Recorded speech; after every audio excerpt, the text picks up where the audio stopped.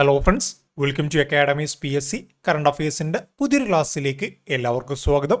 നമ്മളപ്പോൾ 2024 നവംബർ മാസത്തിലെ current affairs ആയിരുന്നു ചർച്ച ചെയ്തു വരുന്നത് അല്ലേ. ഓൾറെഡി നവംബർ മാസമായിട്ട് ബന്ധപ്പെട്ട് പാർട്ട് 1 വീഡിയോ നമ്മൾ കംപ്ലീറ്റ് ചെയ്ത് കഴിഞ്ഞു. വളരെ പ്രധാനപ്പെട്ട ഒരുപാട് കറണ്ട് അഫയേഴ്സും, അതായത് കേരള റിലേറ്റഡ് ആയാലും നാഷണൽ ലെവലായാലും ഇൻ്റർനാഷണൽ ലെവലായാലും എല്ലാ വിധത്തിലുള്ള പ്രധാനപ്പെട്ട കാര്യങ്ങൾ നമ്മൾ പാർട്ട് 1 പറഞ്ഞിട്ടുണ്ട്. ഇനിയും നവംബർ മാസത്തിൽ കുറച്ചുകൂടെ നമുക്ക് പറയാൻ വേണ്ടി ബാക്കിയുണ്ട്.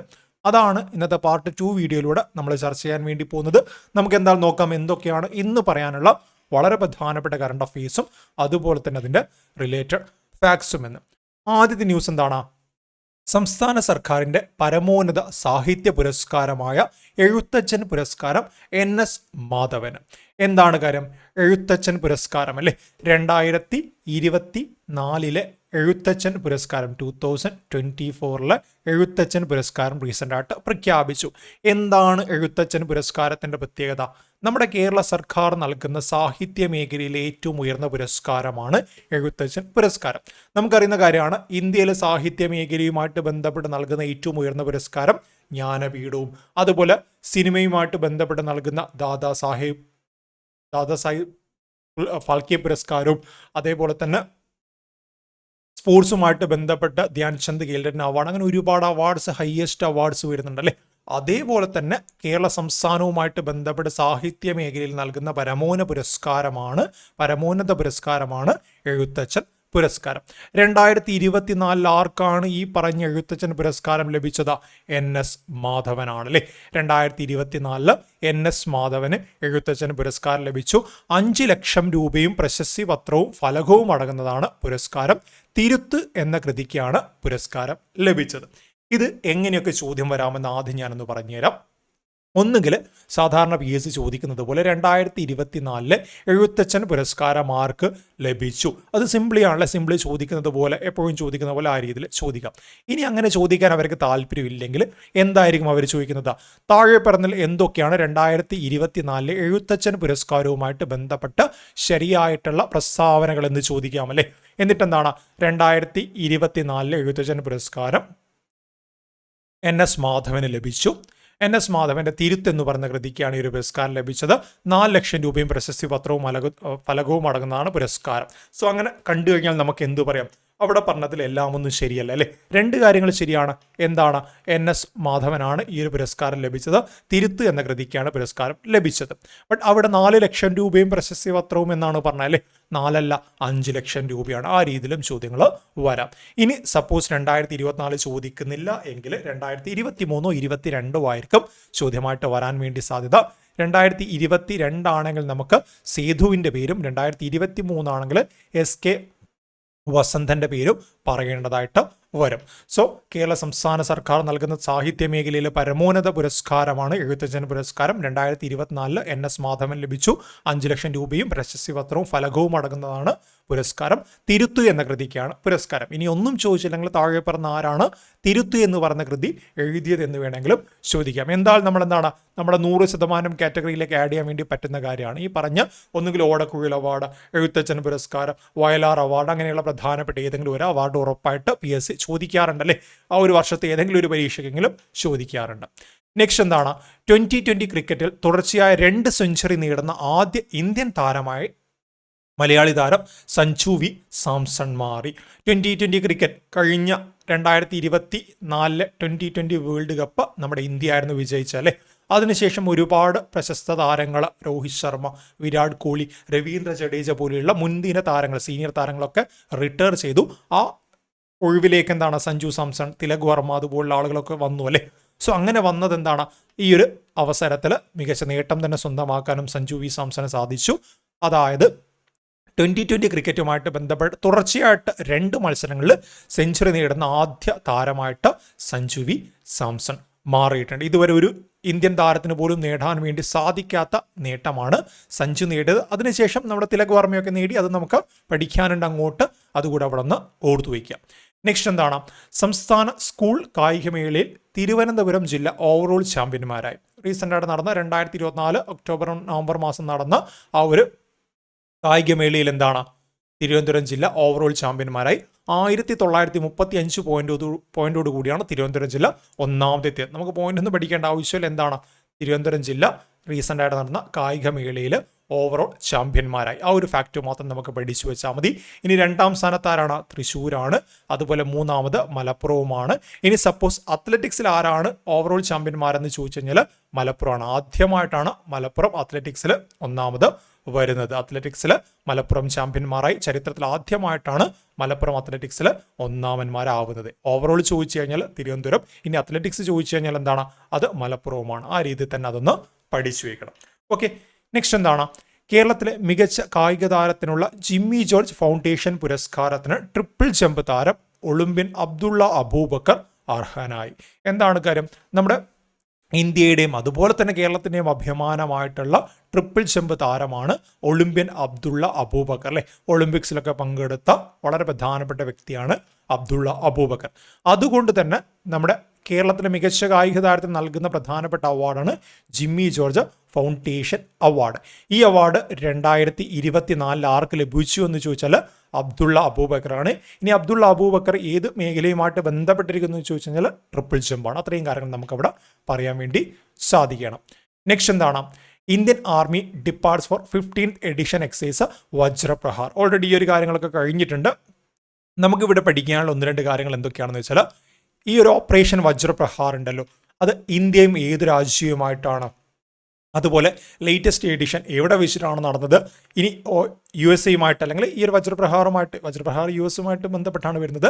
സോ അതുമായിട്ട് ബന്ധപ്പെട്ട മറ്റ് എക്സൈസ് ഉണ്ടോ, ഉണ്ടെങ്കിൽ ഏതൊക്കെയാണ്? ഇത്രയും കാര്യങ്ങളാണ് പ്രധാനമായിട്ട് നമുക്ക് പഠിക്കാനുള്ളത്. The Indian army participated 15th edition of India US special force excise Vajraprahar. എന്തൊക്കെ കാര്യങ്ങളാണ് പഠിക്കുന്നത് നമ്മളിവിടെ? വജ്രപ്രഹാർ എക്സൈസ് അല്ലേ. ആരൊക്കെ തമ്മിലാണ്? India US മിലിറ്ററിയാണ്. എത്രാമത്തെ എഡിഷനാണ്? 15ാമത്തെ എഡിഷനാണ്. ഈ മൂന്ന് കാര്യങ്ങളും ആദ്യമാണ് പഠിച്ചു വയ്ക്കുക. സോ എക്സൈസ് വജ്രപ്രഹാർ എന്ന് പറയുന്നത് India America joint military excise ആണ്. അതിൻ്റെ 15ാമത്തെ എഡിഷനാണ് 2024 നടന്നത്. ഇനി അത് എവിടെ വെച്ച് നടന്നു എന്നറിയണം അല്ലേ. അമേരിക്കയിൽ വെച്ചിട്ടാണ്. അമേരിക്കയിലെ ഓർക്കാഡ് കോമ്പാറ്റ് ട്രെയിനിങ് സെന്ററിൽ വെച്ചിട്ടാണ് ഇത് നടന്നത്. ഓർക്കാഡ് കോമ്പാറ്റ് ട്രെയിനിങ് സെന്റർ USA വെച്ചിട്ടാണ് 2024 നവംബർ 2 തൊട്ട് നവംബർ 22 വരെ ഈ ഒരു എക്സൈസ് നടന്നിട്ടുണ്ടായിരുന്നത്. ഇനി സപ്പോസ് PSCയുടെ സ്വഭാവമാണ് ലേറ്റസ്റ്റ് ചോദിക്കുന്നതിന് പകരം എന്താണ്, ഒരു 1-2 വർഷം മുന്നേ ചോദിക്കല്ലേ. 2023 ഈ ഒരു എക്സൈസ് എവിടെ വെച്ച് നടന്നു എന്ന് വെച്ചാൽ സെയിം രാജ്യങ്ങൾ തന്നെയാണ്, ഇന്ത്യയും USുമാണ്. അത് നമ്മുടെ ഇന്ത്യയിലെ, കേരളമല്ല, ഇന്ത്യയിലെ മേഘാലയയിലെ ഉംറോയിൽ വെച്ചിട്ടാണ് നടന്നത്. കഴിഞ്ഞതല്ല, ഇത് 2025 ആണല്ലേ. സോ ഇപ്പോഴുള്ള പ്രശ്നമാണ്. ആദ്യത്തെ ഒരു 4-5 മാസം നമ്മൾ കഴിഞ്ഞ വർഷം എന്ന് പറഞ്ഞു പോകും, 2024 ഓർത്തിട്ട്. സോ 2023 ഡിസംബറിലാണ് മേഘാലയയിൽ ഉംറോയിൽ വെച്ചിട്ട് കഴിഞ്ഞ എഡിഷൻ നടന്നിട്ടുണ്ടായിരുന്നത്. ഓക്കെ, ചിലപ്പം ആ രീതിയിൽ ചോദ്യങ്ങൾ വന്നു കഴിഞ്ഞാൽ നമുക്ക് ഇങ്ങനെ ഉത്തരം പറയേണ്ടതായിട്ട് വരും. എന്തായാലും എന്താണ്, വജ്രപ്രഹാർ എന്ന് പറയുന്നത് India USA joint military excise ആണ്. അതിന് 15ാമത്തെ എഡിഷനാണ് റീസെൻ്റ് ആയിട്ട് നടന്നത്. രണ്ടിൻ്റെയും ആർമിയാണ്, ഇന്ത്യയുടെ അതുപോലെ അമേരിക്കയുടെ ആർമിയാണ് ഇതിൽ പങ്കെടുക്കുന്നത്. 2024 നവംബർ മാസത്തിൽ നടന്നത് USA വെച്ചിട്ടാണ്. 2023 മേഘാലയയിൽ ഉംറോയിൽ വെച്ചിട്ടാണ്. ഓൾട്ടർനേറ്റീവ്ലി ഇന്ത്യയിലും ഓസ്ട്രേലിയയിലും വെച്ചിട്ട് അങ്ങനെ നമുക്ക് പറയാം. അങ്ങനെയാണ് ഈ ഒരു ടൂർണമെന്റിൽ എക്സൈസ് നടക്കുന്നത്. ഓക്കെ, ഇനി ഇന്ത്യ USA ബന്ധപ്പെട്ട് മറ്റേതൊക്കെ എക്സൈസ് പരീക്ഷയ്ക്ക് ചോദിച്ചേക്കാം എന്ന് വെച്ച് കഴിഞ്ഞാൽ, എക്സൈസ് യുദ്ധാഭ്യാസം ഉണ്ട്. ആർമിയാണ്, ഇന്ത്യൻ ആർമിയും US ആർമിയുമാണ് എക്സൈസ് യുദ്ധാഭ്യാസം ചോദിക്കാറുണ്ട്. മലബാർ എക്സൈസ് സ്ഥിരമായിട്ട് വരുന്ന ചോദ്യമാണ്. Malabar excise India USA Japan. Okay, India USA Japan ഇപ്പോൾ ഓസ്ട്രേലിയയുമായിട്ട് ബന്ധപ്പെട്ട് കൂടെ വരുന്നുണ്ട്. India USA Japan Malabar excise അവിടെ ഒന്ന് ഓർത്തു വെച്ചാൽ മതി. ഇത്രയും കാര്യങ്ങൾ അവിടെ ഒന്ന് പഠിച്ചു വെക്കണം. നെക്സ്റ്റ് എന്താണ്, ഈ വർഷത്തെ ഇന്ത്യയിലെ ഏറ്റവും മികച്ച ബാങ്ക് സ്റ്റേറ്റ് ബാങ്ക് ഓഫ് ഇന്ത്യയെ തെരഞ്ഞെടുത്തു. ഈ വർഷത്തെ, ഞാൻ വീണ്ടും പറയുകയാണ്, ഈ വർഷം എന്ന് പറയുമ്പോൾ എന്താണ്, കഴിഞ്ഞ വർഷമാണ് 2024. നമ്മൾ പഠിക്കുന്നത് 2024 ബട്ട് നമ്മൾ ചർച്ച ചെയ്യുന്നത് 2025. ആ ഒരു മാസം വരുമ്പം 24 ഡിസംബറും 25 ജനുവരിയും വരുമ്പോഴുള്ള പ്രശ്നമാണ്. ഇനിയിപ്പം ജനുവരി ഫെബ്രുവരിയൊക്കെ എത്തുമ്പം എല്ലാം സെറ്റാവും. 2024 ഇന്ത്യയിലെ ഏറ്റവും മികച്ച ബാങ്കായിട്ട് ഏത് ബാങ്ക് തിരഞ്ഞെടുത്തു? നമ്മുടെ ഇന്ത്യയിലെ ഏറ്റവും വലിയ പൊതുമേഖലാ ബാങ്ക് എന്നറിയപ്പെടുന്ന സ്റ്റേറ്റ് ബാങ്ക് ഓഫ് ഇന്ത്യ ആണല്ലേ. State bank of India actually എന്താണ്, ഇംപീരിയൽ ബാങ്ക് എന്ന പേരിലായിരുന്നു ആദ്യ കാലഘട്ടങ്ങളിൽ അറിയപ്പെടുന്നത്. ഓക്കെ, ഇംപീരിയൽ ബാങ്ക് എന്ന പേരിലായിരുന്നു സ്റ്റേറ്റ് ബാങ്ക് ഓഫ് ഇന്ത്യ ആദ്യ കാലഘട്ടങ്ങളിൽ അറിയപ്പെടുന്നത്. പിന്നീട് 1955 നാഷണലൈസ് ചെയ്യപ്പെട്ടിട്ട് ദേശസാൽക്കീകരിക്കപ്പെട്ടിട്ട് ഇന്ന് കാണുന്ന സ്റ്റേറ്റ് ബാങ്ക് ഓഫ് ഇന്ത്യ എന്ന പേരിൽ അറിയപ്പെട്ടു അല്ലേ. ഈ ഒരു ഇമ്പീരിയൽ ബാങ്ക് തന്നെ എന്താണ് 2-3 പ്രസിഡൻസി ബാങ്കുകൾ, ബാങ്ക് ഓഫ് ബംഗാൾ, അതുപോലെ 2-3 ചെന്നൈ, അങ്ങനെയുള്ള മുംബൈ, അങ്ങനെയുള്ള 2-3 ബോംബെ, ബംഗാൾ, അതുപോലെയുള്ള 3 ബാങ്കുകൾ ചേർന്നൊരു പ്രസിഡൻസി ബാങ്ക് ചേർട്ടാണ് ഇമ്പീരിയൽ ബാങ്ക് ഫോം ചെയ്യുന്നത്. പിന്നീട് ഇമ്പീരിയൽ ബാങ്ക് എന്താണ് ഇന്ന് കാണുന്ന സ്റ്റേറ്റ് ബാങ്ക് ഓഫ് ഇന്ത്യ ആയിട്ട് മാറി അല്ലേ. ഇന്ത്യൻ ബാങ്കിങ് സംവിധാനത്തിലെ ഏറ്റവും വലിയ പൊതുമേഖലാ ബാങ്ക് എന്ന് നമുക്ക് വിളിക്കാൻ വേണ്ടി പറ്റുന്ന ബാങ്കാണ് SBI. ഞാൻ ഇത്രയും പറഞ്ഞ കാര്യങ്ങൾ ഇമ്പീരിയൽ ബാങ്ക് ആയാലും 1955 നാഷണലൈസ് ചെയ്യപ്പെട്ടതായാലും എല്ലാം PYQ ആണ്. ഓക്കെ, ആ ഒരു രീതി കൂടെ അത് നമ്മളൊന്ന് പഠിച്ചു വയ്ക്കണം. നെക്സ്റ്റ് എന്താണ്, തായ്ലാൻഡ് വിദേശകാര്യമന്ത്രി മാരിസ് സംഖിയാപോക്സ് ഔദ്യോഗിക സന്ദർശനത്തിനായിട്ട് ഇന്ത്യയിലെത്തി. ഇത്തരത്തിൽ നമ്മുടെ ഇന്ത്യയിലെ വളരെ ഫേമസ് ആയിട്ടുള്ള വ്യക്തികൾ അല്ലെങ്കിൽ ഇന്ത്യയുടെ മിനിസ്റ്റേഴ്സും കാര്യങ്ങളൊക്കെ എന്താണ് മറ്റു രാജ്യങ്ങൾ സന്ദർശിക്കുമ്പോഴും മറ്റു രാജ്യങ്ങളുടെ ഇതുപോലെയുള്ള മിനിസ്റ്റേഴ്സും ആളുകളൊക്കെ ഇന്ത്യ സന്ദർശിക്കുമ്പോഴും അത് പരീക്ഷയ്ക്ക് ചോദ്യമായിട്ട് വരാറുണ്ട്. ഇത് ന്യൂസിൽ വാർത്തയായിട്ട് വരും അല്ലേ. ന്യൂസിൽ എന്താണ് മാധ്യമങ്ങൾ കൊട്ടിഘോഷിച്ചിട്ട് എഴുതും. സോ നമ്മൾ ന്യൂസ് വാർത്തകൾ വായിച്ചു പോകുമ്പോൾ നമുക്കത് വായിച്ച് പോകാൻ വേണ്ടി സാധിക്കും. അങ്ങനെ എന്താണ് കറണ്ട് അഫെയർ എന്ന ചോദ്യങ്ങൾ വരാറുണ്ട്.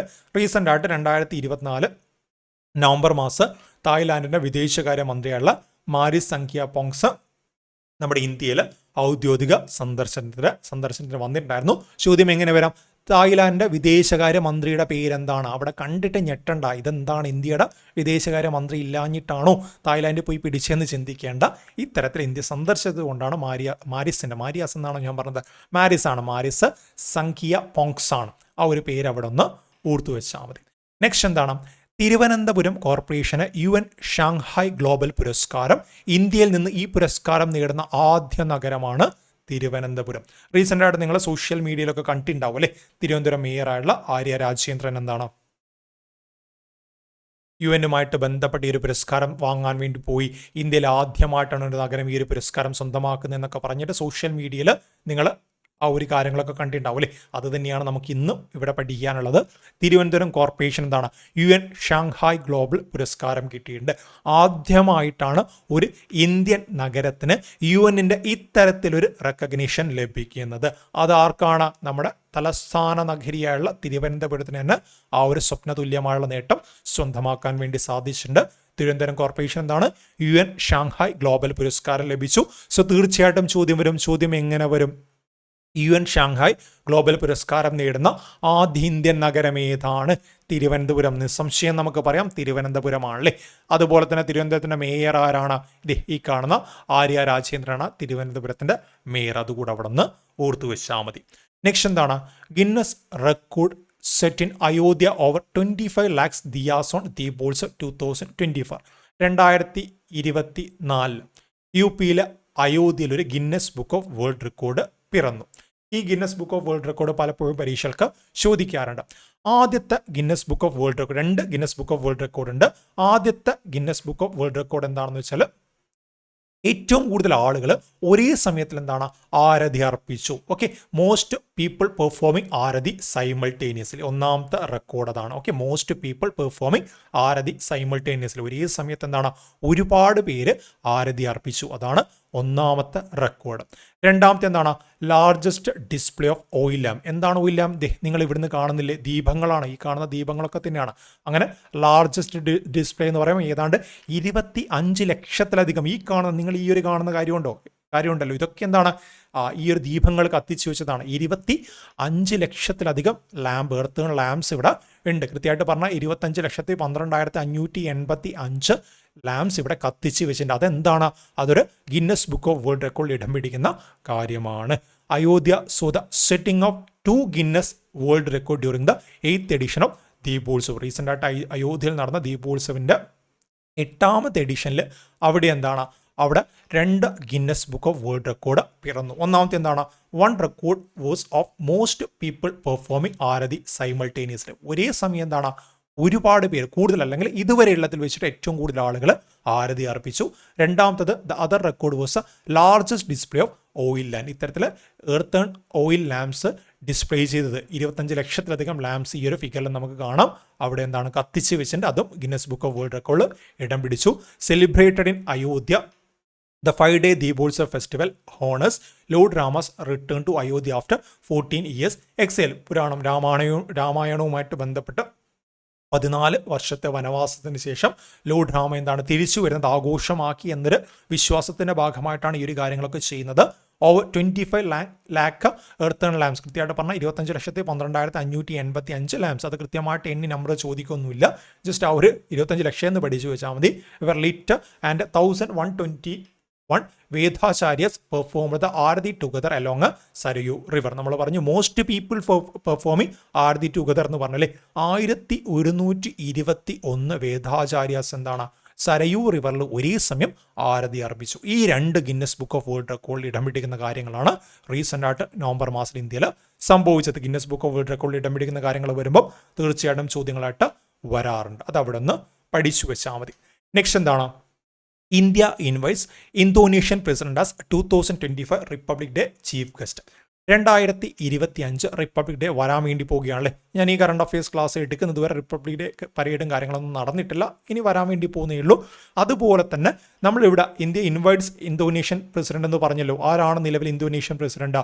പ്രഭുവോ സുബിയാൻഡോ ആണല്ലേ. സോ ഇദ്ദേഹത്തെ ഇൻവൈറ്റ് ചെയ്തിട്ടുണ്ട്. നിലവിലും ക്രോസ് ചെക്ക് ചെയ്യുന്ന സമയത്ത് ലൈക്ലി ടു ബി എന്ന് മാത്രമേ നമുക്ക് കാണാൻ വേണ്ടി വായിച്ചെടുക്കാൻ വേണ്ടി സാധിക്കുന്നുള്ളൂ. ഇദ്ദേഹം വരുമോ ഇല്ലയോ എന്ന കാര്യത്തിൽ കൺഫർമേഷൻ ഒന്നുമില്ല, ബട്ട് വരുമെന്ന് തന്നെയാണ് നമ്മുടെ ഗവൺമെന്റ് പറയുന്നത്. മുൻപൊക്കെ ആണെങ്കിൽ എന്താണ്, കഴിഞ്ഞ തവണ നവംബറൊക്കെ ആകുന്ന സമയത്ത് ഗസ്റ്റായിട്ട് ഫ്രാൻസിൻ്റെ പ്രസിഡന്റ് ഇമാനുവൽ മാക്രോണ് കൺഫർമേഷൻ അറിയിച്ചു എന്നൊക്കെ പറഞ്ഞിട്ട് വാർത്തകൾ വന്നിട്ടുണ്ടായിരുന്നു. ബട്ട് അങ്ങനെ ഒരു വാർത്ത എന്തായാലും നിലവിൽ വന്നിട്ടില്ല. ബട്ട് ഇദ്ദേഹം തന്നെയായിരിക്കും ചീഫ് ഗസ്റ്റ് എന്ന രീതിയിൽ ഏതാണ്ട് 99% കൺഫർമേഷൻ ഉണ്ട്. അങ്ങനെയാണ് മീഡിയാസിൽ വരുന്നത്. അല്ലാതെ എന്താണ്, കഴിഞ്ഞ തവണ പറഞ്ഞതുപോലെ ഇമാനുവൽ മാക്രോണ് ഇന്ത്യ സന്ദർശിക്കാൻ വേണ്ടി പോകുന്നു, കൺഫർമേഷൻ നൽകി എന്ന രീതിയിലുള്ള വാർത്തകൾ എന്തായാലും കാണുന്നില്ല. എന്തായാലും നമുക്ക് തൽക്കാലം ഇദ്ദേഹത്തിൻ്റെ പേര് തന്നെ പഠിച്ചു വയ്ക്കാം. ഇനി ഒരാഴ്ച കൂടിയേ ഉള്ളൂ ഈ പറഞ്ഞ റിപ്പബ്ലിക് ഡേ പരേഡൊക്കെ ആയിട്ട് ബന്ധപ്പെട്ട കാര്യങ്ങൾ വരാൻ. ഓക്കെ, സോ നമ്മൾ തീർച്ചയായിട്ടും പഠിച്ചു വെക്കേണ്ട കാര്യം എന്താണ്? 2025 റിപ്പബ്ലിക് ഡേ പരേഡിന്റെ ചീഫ് ഗസ്റ്റായിട്ട് വരാൻ വേണ്ടി പോകുന്നത് ഇന്തോനേഷ്യൻ പ്രസിഡന്റായിട്ടുള്ള പ്രഭുവോ സുബിയാൻഡോ ആണ്. ആദ്യമായിട്ടാണോ ഇത്തരത്തിലൊരു ഇന്തോനേഷ്യൻ ഹെഡ് റിപ്പബ്ലിക് ഡേ പരേഡിന്റെ ചീഫ് ഗസ്റ്റായിട്ട് വരുന്നത്? ഒരിക്കലുമല്ല. കാരണം ഇന്ത്യ 1947 സ്വാതന്ത്ര്യം കിട്ടി. 1949 ആയ സമയത്ത് കോൺസ്റ്റിറ്റ്യൂഷൻ അഡോപ്റ്റ് ചെയ്ത് 50 ഭരണഘടന നിലവിൽ വന്നു. 1950 ആദ്യമായിട്ട് ഇന്ത്യ ഒരു റിപ്പബ്ലിക് ഡേ പരേഡ് നടത്തുകയാണ്. അങ്ങനെ റിപ്പബ്ലിക് ഡേ പരേഡ് നടത്തുന്ന സമയത്ത് മറ്റൊരു രാജ്യത്തിൻ്റെ ഹെഡ് കൂടെ നമുക്ക് ഇവിടെ വേണം എന്ന രീതിയിൽ ചിന്തിച്ചിട്ട് അന്ന് നമ്മൾ വിളിച്ചത് മാറി തന്നെയാണ്. അന്നത്തെ ഇന്തോനേഷ്യയുടെ ഹെഡായുള്ള സുകർണോയായിരുന്നു നമ്മൾ വിളിച്ചിട്ടുണ്ടായിരുന്നത്. ഓക്കെ, അന്നത്തെ ഇന്തോനേഷ്യയുടെ ഹെഡായ സുകർണോയായിരുന്നു നമ്മൾ അന്ന് വിളിച്ചിട്ടുണ്ടായിരുന്നത്. സോ സുകർണോ കഴിഞ്ഞ് പിന്നെയും 2 പേര് വന്നു. സോ അങ്ങനെ നമ്മൾ നോക്കുമ്പോൾ എന്താണ്, 4ാമത്തെ ഇന്തോനേഷ്യൻ ഹെഡാണല്ലേ റിപ്പബ്ലിക് ഡേ, അല്ലെങ്കിൽ ഇന്ത്യ റിപ്പബ്ലിക് ഡേ എന്ന് പറയാൻ വേണ്ടി പറ്റത്തില്ല, മൊത്തത്തിൽ ഇന്ത്യ സന്ദർശിക്കുന്ന റിപ്പബ്ലിക് ഡേ പരേഡുമായിട്ട് ബന്ധപ്പെട്ട് ഇന്ത്യ സന്ദർശിക്കുന്ന 4ാമത്തെ ഹെഡ്. ഞാൻ അങ്ങനെ പറയാനുള്ള കാരണം 2ാമത്തെ ഒക്കെയാണ് 1950 ശേഷം. പിന്നീട് എന്താണ്, സുസിലോ ബംബാങ് ഇത്തരത്തിൽ ഇന്ത്യ റിപ്പബ്ലിക് ഡേ പരേഡുമായിട്ട് ബന്ധപ്പെട്ട് ചീഫ് ഗസ്റ്റായിട്ട് വന്നിട്ടുണ്ട്. ബട്ട് 2018 ജോക്കോ വിഡോഡോ വന്നത് ഏഷ്യൻ ലീഡേഴ്സിൻ്റെ കൂടിയാണ്. സെപ്പറേറ്റ് ജോക്കോ വിഡോഡോ എന്ന രീതിയിലല്ല, ഏഷ്യൻ ലീഡേഴ്സ് മൊത്തത്തിൽ വരുന്ന കൂട്ടത്തിൽ അദ്ദേഹവും വന്നു. അങ്ങനെ ആരൊക്കെയാണ്? സുകർണോ വന്നു, അതുപോലെ സുസിലോ ബംബാങ് വന്നു, അതുപോലെ ജോക്കോ വിഡോഡോ. അങ്ങനെ ഇന്തോനേഷ്യയുടെ ഹെഡ് റിപ്പബ്ലിക് ഡേ പരേഡുമായിട്ട് ബന്ധപ്പെട്ട 4ാമത്തെ ഹെഡാണ് ഇവിടെ ഇന്ത്യ സന്ദർശിക്കാൻ വേണ്ടി പോകുന്നത്. ഞാൻ ഈ ക്ലാസ് എടുക്കുന്നത് ഇതുവരെ സന്ദർശനം നടന്നിട്ടില്ല, അല്ലെങ്കിൽ റിപ്പബ്ലിക് ഡേ പരേഡ് കാര്യങ്ങൾ ആരംഭിച്ചിട്ടില്ല. സോ ആ രീതിയിലൊന്ന് ഓർത്തു വെച്ചാൽ മതി. Indonesian president Prabowo Subianto is likely to be the chief guest of 2025 Republic Day parade since 1950. 1950 തൊട്ട് നമ്മൾ എന്താണ് ഈ പറയുന്ന റിപ്പബ്ലിക് ഡേ പരേഡ് ചീഫ് ഗസ്റ്റിനെയൊക്കെ വിളിച്ചിട്ട് ആഘോഷിക്കുന്നുണ്ട് അല്ലേ. India has been hosting head of state or government of another country as a state guest of honour for Republic Day celebration in New Delhi. 1950 തൊട്ടിട്ട് നമ്മൾ ഈ പറയുന്ന റിപ്പബ്ലിക് ഡേ പരേഡ് ആഘോഷിക്കുമ്പോൾ അവിടെ വേറെ ഏതെങ്കിലും ഒരു രാജ്യത്തിൻ്റെ ഹെഡ് കൂടെ നമ്മൾ ചീഫ് ഗസ്റ്റായിട്ട് വരാറുണ്ട്. നമ്മളെന്താണ് നമ്മുടെ വീട്ടിലൊക്കെ പരിപാടി നടത്തുമ്പോൾ അവിടെ എന്താണ് നമ്മൾ ബന്ധുക്കളൊക്കെ വിളിക്കുന്നില്ലേ, അതുപോലെ തന്നെ വളരെ പ്രധാനപ്പെട്ട ഒരു ബന്ധുവിനെ മാത്രം. അതെങ്ങനെയാണ്, നമ്മുടെ ഇന്ത്യയുമായിട്ട് ബന്ധപ്പെട്ട് പ്രധാനപ്പെട്ട ആളുകളൊക്കെ ആലോചിച്ചിട്ട് ഒരു വ്യക്തിയെ അങ്ങ് വിളിക്കും അല്ലേ. ആ രീതിയിലാണ് കഴിഞ്ഞ തവണ ഇമാനുവൽ മാക്രോൺ വന്നു, അതിനു മുൻപ് ഏബൽ ഫത്താഹ് അൽ സിസി വന്നു. അതൊക്കെ എന്താണ്, പരീക്ഷയ്ക്കും വന്നു, ചോദ്യമായിട്ട് PSCയുടെ ചോദ്യമായിട്ടും വന്നു. Indonesia's first president Sukarno was first chief guest at India's Republic Day 1950. 1950 ആദ്യമായിട്ട് ഇന്ത്യ ഒരു റിപ്പബ്ലിക് ഡേ ഫംഗ്ഷൻ ആഘോഷ സമയത്ത് അവിടെ ചീഫ് ഗസ്റ്റായിട്ടുണ്ടായിരുന്നത് സുകർണോ ആണ്. SSCക്കൊക്കെ സ്ഥിരം ചോദിക്കുന്ന ചോദ്യമാണ്, PSC ചോദിച്ചിട്ടില്ല എന്നാണ് എൻ്റെ ഒരു ഓർമ്മ, ഞാൻ കണ്ടിട്ടില്ല എന്തായാലും. If the visit happens, Prabowo would be the 4th Indonesian leader to visit India ഇദ്ദേഹം സന്ദർശിക്കുകയാണെങ്കിൽ ഇന്ത്യ സന്ദർശിക്കുന്ന റിപ്പബ്ലിക് ഡേ പരേഡുമായിട്ട് ബന്ധപ്പെട്ട് ഇന്ത്യ സന്ദർശിക്കുന്ന 4ാമത്തെ ഇന്തോനേഷ്യൻ പ്രസിഡന്റായിട്ട് ഇദ്ദേഹം മാറും. Okay. In 1950, the then Indonesian leader Sukarno was the chief guest of the first Republic Day parade, followed by President Susilo Bambang. Former President Joko Widodo attended 2018 along with the ASEAN leader. 2018 ഇന്തോനേഷ്യയുടെ head എന്ന രീതിയിലല്ല ക്ഷണിച്ചത്, മൊത്തത്തിൽ Asian leaders. ഇപ്പം നമ്മുടെ ബ്രിക്സുമായിട്ട് ബന്ധപ്പെട്ട് പറയുന്നു, ബ്രിക്സിന്റെ 5 രാജ്യങ്ങളുണ്ട് അല്ലേ, ആ 5 രാജ്യങ്ങളെ ക്ഷണിക്കുന്ന സമയത്ത് എന്താണ് അവരെല്ലാവരും വരില്ല, സെപ്പറേറ്റ് ക്ഷണിക്കേണ്ട ആവശ്യമില്ല. അതുപോലെ തന്നെ ഏഷ്യൻ മെമ്പേഴ്സ് വരുന്ന കൂട്ടത്തിൽ ഇന്തോനേഷ്യയുടെ ഹെഡും വന്നു. In 1968 and 1974 India played host to 2 countries on the same republic day. അതുകൂടെ അവിടെ നിന്ന് ഓർത്തു വെക്കണം. 1960 74 എന്താണ് സെയിം ഹോസ്റ്റ് ആയിരുന്നു റിപ്പബ്ലിക് ഡേ പരേഡിന്. 2023 അതുപോലെ 2024 രണ്ടും പരീക്ഷയ്ക്ക് PSC ചോദിച്ചു കഴിഞ്ഞു, ഇനിയും ചോദിക്കും.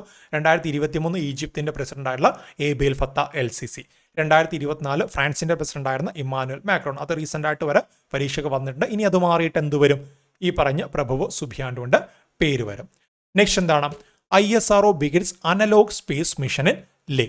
റീസെന്റ് ആയിട്ട് ലഡാക്കിലെ ലേയിൽ ISRO അനലോഗ് സ്പേസ് മിഷൻ ആരംഭിച്ചു. എന്താണ് ഈ അനലോഗ് സ്പേസ് മിഷൻ എന്ന് നമുക്കറിയേണ്ടത്? ഇവിടെ കണ്ടു നിങ്ങൾ, ഇതെന്താണ്? ഇത് ആക്ച്വലി ഭൂമിയിലാണ്. ഭൂമിയിലൊരു സ്പേസ് ഒരു കാര്യങ്ങളൊക്കെ ആയിട്ട് ഭൂമിയിൽ സെറ്റ് ചെയ്തിട്ടുണ്ട്. ഇവിടെ ഇവർ അനലോഗ് സ്പേസ് മിഷൻ കൊണ്ട് ഉദ്ദേശിക്കുന്നത് എന്താണെന്ന് വെച്ചാൽ, ഇപ്പം നമ്മൾ സ്പേസിലേക്ക് പോകുന്ന സമയത്ത് അവിടെ പല രീതിയിലുള്ള പ്രശ്നങ്ങൾ വരും അല്ലേ. ടെമ്പറേച്ചർ ഫ്ലക്ച്വേഷൻസ് വരും, അതുപോലെ തന്നെ dry environment, extremely dry environment, അതുപോലെ തന്നെ ആൾട്ടിറ്റ്യൂഡ് ഇഷ്യൂസ് വരും, ഡ്രൈ ക്ലൈമറ്റ്, അതുപോലെ തന്നെ ഒരു ഐസൊലേഷൻ പോലുള്ള അവസ്ഥ വരും. അങ്ങനെ ഒരുപാട് ഡിഫിക്കൽട്ടീസ് സ്പേസിലേക്ക് എന്ന സമയത്ത് ഓസ്ട്രോണറ്റ്സ് അനുഭവിക്കും അല്ലേ. ഓൾറെഡി ഇന്ത്യ എന്താണ് പല രീതിയിൽ സ്പേസ് മിഷൻ ഓസ്ട്രോണറ്റ്സിനെ അയച്ചിട്ട് മാൻഡ് മിഷനൊക്കെ ചെയ്യാനിരിക്കുകയാണ്. ആ ഒരു സാഹചര്യത്തിൽ നമുക്ക് എന്തായാലും നമുക്ക് ഇപ്പം ഭൂമിയിൽ നിന്ന് ഒരു കാര്യം പരീക്ഷിക്കുന്നത് പോലെ സ്പേസിൽ പോയിട്ട് നമ്മുടെ മനുഷ്യരെ കൊണ്ടുപോയി പരീക്ഷിക്കാൻ വേണ്ടി പറ്റത്തില്ല. അതുകൊണ്ട് എന്ത് ചെയ്തു? സ്പേസിലുള്ള സെയിം കണ്ടീഷൻ, സ്പേസിൽ എന്ന് പറയാം മാർസിലും മൂണിലുള്ള സെയിം കണ്ടീഷൻ കിട്ടുന്ന രീതിയിലൊരു സെറ്റപ്പ് ഭൂമിയിൽ തന്നെ ഉണ്ടാക്കി. അങ്ങനെ അതിന് പറ്റി ആ ഒരു സെറ്റപ്പിന് പറ്റിയൊരു പ്രദേശം അന്വേഷിച്ച് നടന്ന് അവസാനം നമ്മുടെ ISRO എത്തിച്ചേർന്നത് ലേയിലാണ്. ഓക്കെ, ലഡാക്കിൽ ലേയിൽ എത്തിച്ചേർന്നു. അവിടെ എത്തിയ സമയത്ത് അവർക്ക് എന്ത് മനസ്സിലായി? അവിടെ ഒരു പ്ലേസിൽ ലേയിൽ എന്താണ് എക്സ്ട്രീം ഐസൊലേഷൻ ഉള്ള സ്ഥലമുണ്ട്, അല്ലെങ്കിൽ അവിടെ തന്നെ എന്താണ് ഡ്രൈ ക്ലൈമറ്റ് ഉണ്ട്, ഹൈ ആൾട്ടിറ്റ്യൂഡ് ടെറൈൻ ആണ്, അതുപോലെ ടെമ്പറേച്ചർ ഫ്ലക്ച്വേഷൻ വളരെ വലിയ രീതിയിൽ മാറുന്നുണ്ട്. ഇതൊക്കെ ഏതാണ്ട് മൂണിലെയും മാർസിലെയും അന്തരീക്ഷത്തിന് സമാനമാവുന്ന രീതിയിൽ വരുന്നുണ്ടെന്ന് ISRO മനസ്സിലാക്കുകയും അങ്ങനെ ISRO എന്താണ് നമ്മുടെ ഇന്ത്യയിൽ ആദ്യത്തെ അനലോഗ് സ്പേസ് മിഷൻ ലേയിൽ ആരംഭിക്കുകയും ചെയ്തു. ഓക്കെ, ഞാൻ ഇത്രയും പറഞ്ഞത് മനസ്സിലായെന്ന് വിചാരിക്കുന്നു. പ്രത്യേകിച്ച് ഒന്നുമില്ല, ആ ഒരു സ്പേസ് പോയിട്ടുള്ള സെറ്റപ്പ് ഒന്ന് ഇവിടെ എന്താണ് ഒരു ഡെമോ ഇവിടെ ഉണ്ടാക്കുക. അതിന് പറ്റിയൊരു അന്തരീക്ഷം ഉള്ളത് എവിടെയാണ്? ലേയിലാണ്. അതുകൊണ്ട് അവിടെ ചെയ്തു. അത്ര മാത്രമേ ഉള്ളൂ. HAB 1 എന്ന പേരിലാണ് അവർ ഈ ഒരു കാര്യങ്ങൾ ചെയ്യുന്നത്. ഹാബിറ്റാറ്റ് എന്നൊക്കെയാണ് വരുന്നത്. HAB 1 എന്ന പേരിലാണ് ISRO ഈ മിഷൻ റീസെൻ്റ്ലി ആരംഭിച്ചത്. Indian Space Research Organisation has launched its first analogue space mission in ലേയിലാണ്. എവിടെയാണെന്ന രീതിയിലാണ് ചോദിക്കുക. ഫസ്റ്റ് അനലോഗ് സ്പേസ് മിഷൻ ഇവിടെ ആരംഭിച്ചു. അല്ലാതെ എന്താണ് അനലോഗ് സ്പേസ് മിഷൻ എന്നൊന്നും ചോദിക്കത്തില്ല. അതൊക്കെ ഞാൻ ജസ്റ്റ് പറഞ്ഞു തരുന്നതാണ്. ഒരു കാര്യം പഠിക്കുമ്പോൾ നമ്മൾ വൃത്തിക്ക് പഠിച്ചു വെക്കണം അല്ലേ. അല്ലാതെ analogue space mission in Leh, analogue space mission in Leh എന്ന രീതിയിൽ നമ്മൾ ബൈഹാർട്ട് പഠിച്ച കാര്യമല്ല. ഇപ്പം ഈ ഒരു കാര്യം പഠിച്ചു വെച്ചു. ഇനി അനലോഗ് സ്പേസ് മിഷൻ എവിടെ കണ്ടാലും നിങ്ങൾക്ക് പറഞ്ഞ കാര്യങ്ങൾ ഓർമ്മ വരും. Analog mission are field test in location that have physical similarities to extreme space environment. അതായത് സ്പേസിൽ നമുക്ക് കിട്ടാവുന്നതിൽ വെച്ച് മാക്സിമം എക്സ്ട്രീം കണ്ടീഷൻ ഉണ്ടല്ലോ, ആ കണ്ടീഷൻ നമുക്കിവിടെ ലഭ്യമാവും. It aims to replicate the living condition astronauts would face on mission to destinations like moon, Mars, asteroids. ഇത്തരത്തിൽ മൂണിലും മാർസിലും ആസ്ട്രോയിഡ്സിലൊക്കെ പോകുന്ന ഓസ്ട്രോണറ്റ്സ് നേരിടേണ്ടി വരുന്ന എക്സ്ട്രീം ഡിഫിക്കൽട്ട് കണ്ടീഷൻ ഇവിടെ നമുക്ക് ഒന്ന് റീക്രിയേറ്റ് ചെയ്യാൻ വേണ്ടി സാധിക്കും. Located in Leh Ladakh, the mission includes compact inflatable habitat name HAB 1 എന്ന പേരിലാണ് അറിയപ്പെടുന്നത്. Which will simulate life in interplanetary habitat. Okay, ആ രീതിയിൽ ഓർത്തേക്കണം. ലഡാക്കിലെ ലേയിലാണ് സാധാരണ ഒരു പ്ലാനറ്റുമായിട്ട് ബന്ധപ്പെട്ട അല്ലെങ്കിൽ സ്പേസുമായിട്ട് ബന്ധപ്പെട്ട് നമുക്ക് കിട്ടുന്ന സാഹചര്യങ്ങൾ ഫോർച്ചുനേറ്റ്ലി നമുക്ക് ഇവിടെ കിട്ടിയിട്ടുണ്ട്. HAB 1 is design to mimic environment on Mars and moon. ആ രീതിയിൽ മാർസിലെയും മൂണിലെയും എൻവയോൺമെൻറ്റ്സിനെ നമുക്കിവിടെ മിമിക് ചെയ്തിട്ട് അല്ലെങ്കിൽ അതേപോലെ തന്നെ കോപ്പി പേസ്റ്റ് ചെയ്യാൻ വേണ്ടി സാധിക്കും. Ladakh's extreme isolation, dry climate and barren high altitude terrain make it ideal for stimulating condition similar to Mars and the moon. അതേ കണ്ടീഷൻ കിട്ടുന്നുണ്ട്. Both moon and Ladakh have extremely dry environment. Ladakh experience significant temperature fluctuation similar to both moon and Mars. അതുകൂടെ അവിടെ നിന്ന് ഓർത്തു വയ്ക്കുക. Okay, next എന്താണ്? Researchers from India's Physical research laboratory have discovered TOI 6651b a dense Saturn shaped exoplanet. എന്താണ് കാര്യം? Recent ആയിട്ട് നമ്മുടെ ഭൂമിയുടെ ഏതാണ്ട് 60 മടങ്ങ് ഭാരവും അതുപോലെ തന്നെ സാറ്റേണിൻ്റെ അത്രയും വലിപ്പമുള്ള ഒരു എക്സോ പ്ലാനറ്റ് എന്താണ് കണ്ടെത്തി അല്ലേ? അതിൻ്റെ പേരെന്താണ്? TOI 6651b എന്നതാണ് ആ ഒരു എക്സോ പ്ലാനറ്റിൻ്റെ പേര്. ആരാണ് കണ്ടെത്തിയത്? നമ്മുടെ ഇന്ത്യയിലെ ഫിസിക്കൽ റിസർച്ച് ലബോറട്ടറി PRL എന്ന് പറയും. റിസർച്ചേഴ്സ് ഫ്രം ഇന്ത്യസ് PRL അല്ലെങ്കിൽ physical research laboratory have discovered TOI 6651b a dense Saturn shaped exoplanet. എന്താണ് ഒരു എക്സോ പ്ലാനറ്റ് അല്ലേ? സാറ്റേണിൻ്റെ ഷേപ്പും അതുപോലെ തന്നെ നമ്മുടെ ഭൂമിയുടെ 60 മടങ്ങ് ഭാരമൊക്കെ വരുന്നതാണ്. This is a 4th exoplanet identified by PRL scientists highlighting India's role in space exploration. TOI 6651b weighs about 60 times that of Earth and has radius 5 times larger. ഭൂമിയെക്കാളും 60 മടങ്ങ് ഭാരവും അതുപോലെ തന്നെ ഭൂമിയുടെ റേഡിയസിൻ്റെ 5 മടങ്ങ് റേഡിയസും ഇതിന് ഉണ്ട്. അതുകൂടെ അവിടെ നിന്ന് ഓർത്ത് വെച്ചാൽ മതി. TOI 6651b എന്നാണ് അതിൻ്റെ പേര് നൽകിയിട്ടുള്ളത്. നെക്സ്റ്റ് എന്താണ്? രാജ്യാതിർത്തികളിലും മാവോവാദി മേഖലകളിലും കുഴിബോംബിനെ പേടിക്കാതെ ഇന്ത്യൻ സൈനികർക്ക് സഞ്ചരിക്കാൻ വഴികാട്ടിയ ഇനി കേരളത്തിൻ്റെ ഏകലവ്യ. എന്താണ് കാര്യം പറയുന്നത്?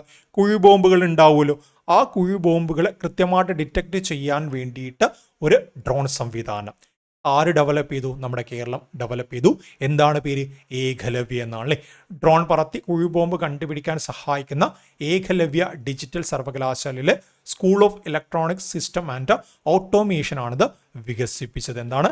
ഡ്രോൺ പറത്തിയിട്ട് ഇനി കുഴിബോംബുകൾ മൈൻസ് ഒക്കെ ഉണ്ടാവില്ല, ആ മൈൻസിന് ഡ്രോൺ പറത്തിയിട്ട് കൃത്യമായിട്ട് ഡിറ്റക്ട് ചെയ്യും. അതിൻ്റെ ആ ഒരു റേസും കാര്യങ്ങളൊക്കെ അയച്ചിട്ട് എന്താണ് സെൻസ് ചെയ്തിട്ട് ആ ഒരു ഡ്രോൺ പറക്കുന്ന ഏരിയയിൽ ഇത്തരത്തിലുള്ള മൈൻസ് ഉണ്ടെങ്കിൽ സെൻസ് ചെയ്തിട്ട് എന്താണ് ഏകലവ്യ എന്ന് പറഞ്ഞ ഡ്രോൺ അത് ഡിറ്റക്ട് ചെയ്യും. ആരാണ് ഇത് ഡെവലപ്പ് ചെയ്തത്? School of electronic systems and automation ആണിത് ഡെവലപ്പ് ചെയ്തത്. ആ ഒരു കാര്യം നമ്മളവിടെ ഇമ്പോർട്ടൻ്റ് ആയിട്ടൊന്ന് പഠിച്ചു വയ്ക്കാം.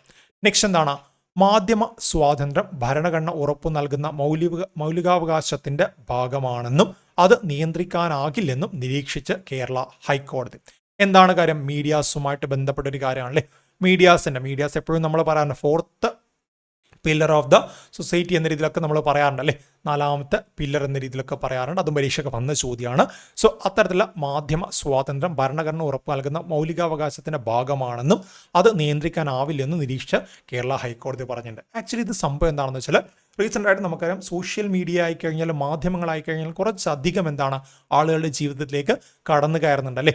ഒരുപാട് വലിയ രീതിയിൽ തന്നെ ആളുകളുടെ ജീവിതത്തെ സ്വാധീനിക്കുന്നുണ്ട്. പലരുടെ എന്താണ് കുറ്റം ചെയ്തിട്ടില്ലെങ്കിലും കുറ്റാരോപിതനാവുന്ന സമയത്ത് തന്നെ മീഡിയാസ് എന്താണ് അവിടെ വിചാരണ നടത്തുന്നു. അങ്ങനെ ഒരുപാട് പ്രശ്നങ്ങൾ വന്ന സമയത്ത് പലരും എന്താണ് പൊതു താല്പര്യ ഹർജി മീഡിയാസിനെതിരായിട്ട് ഫയൽ ചെയ്തിട്ട് പറഞ്ഞു ഇങ്ങനെ പ്രശ്നങ്ങളുണ്ട്, സോ ഇതിൽ ഇടപെടണമെന്ന് പറഞ്ഞു.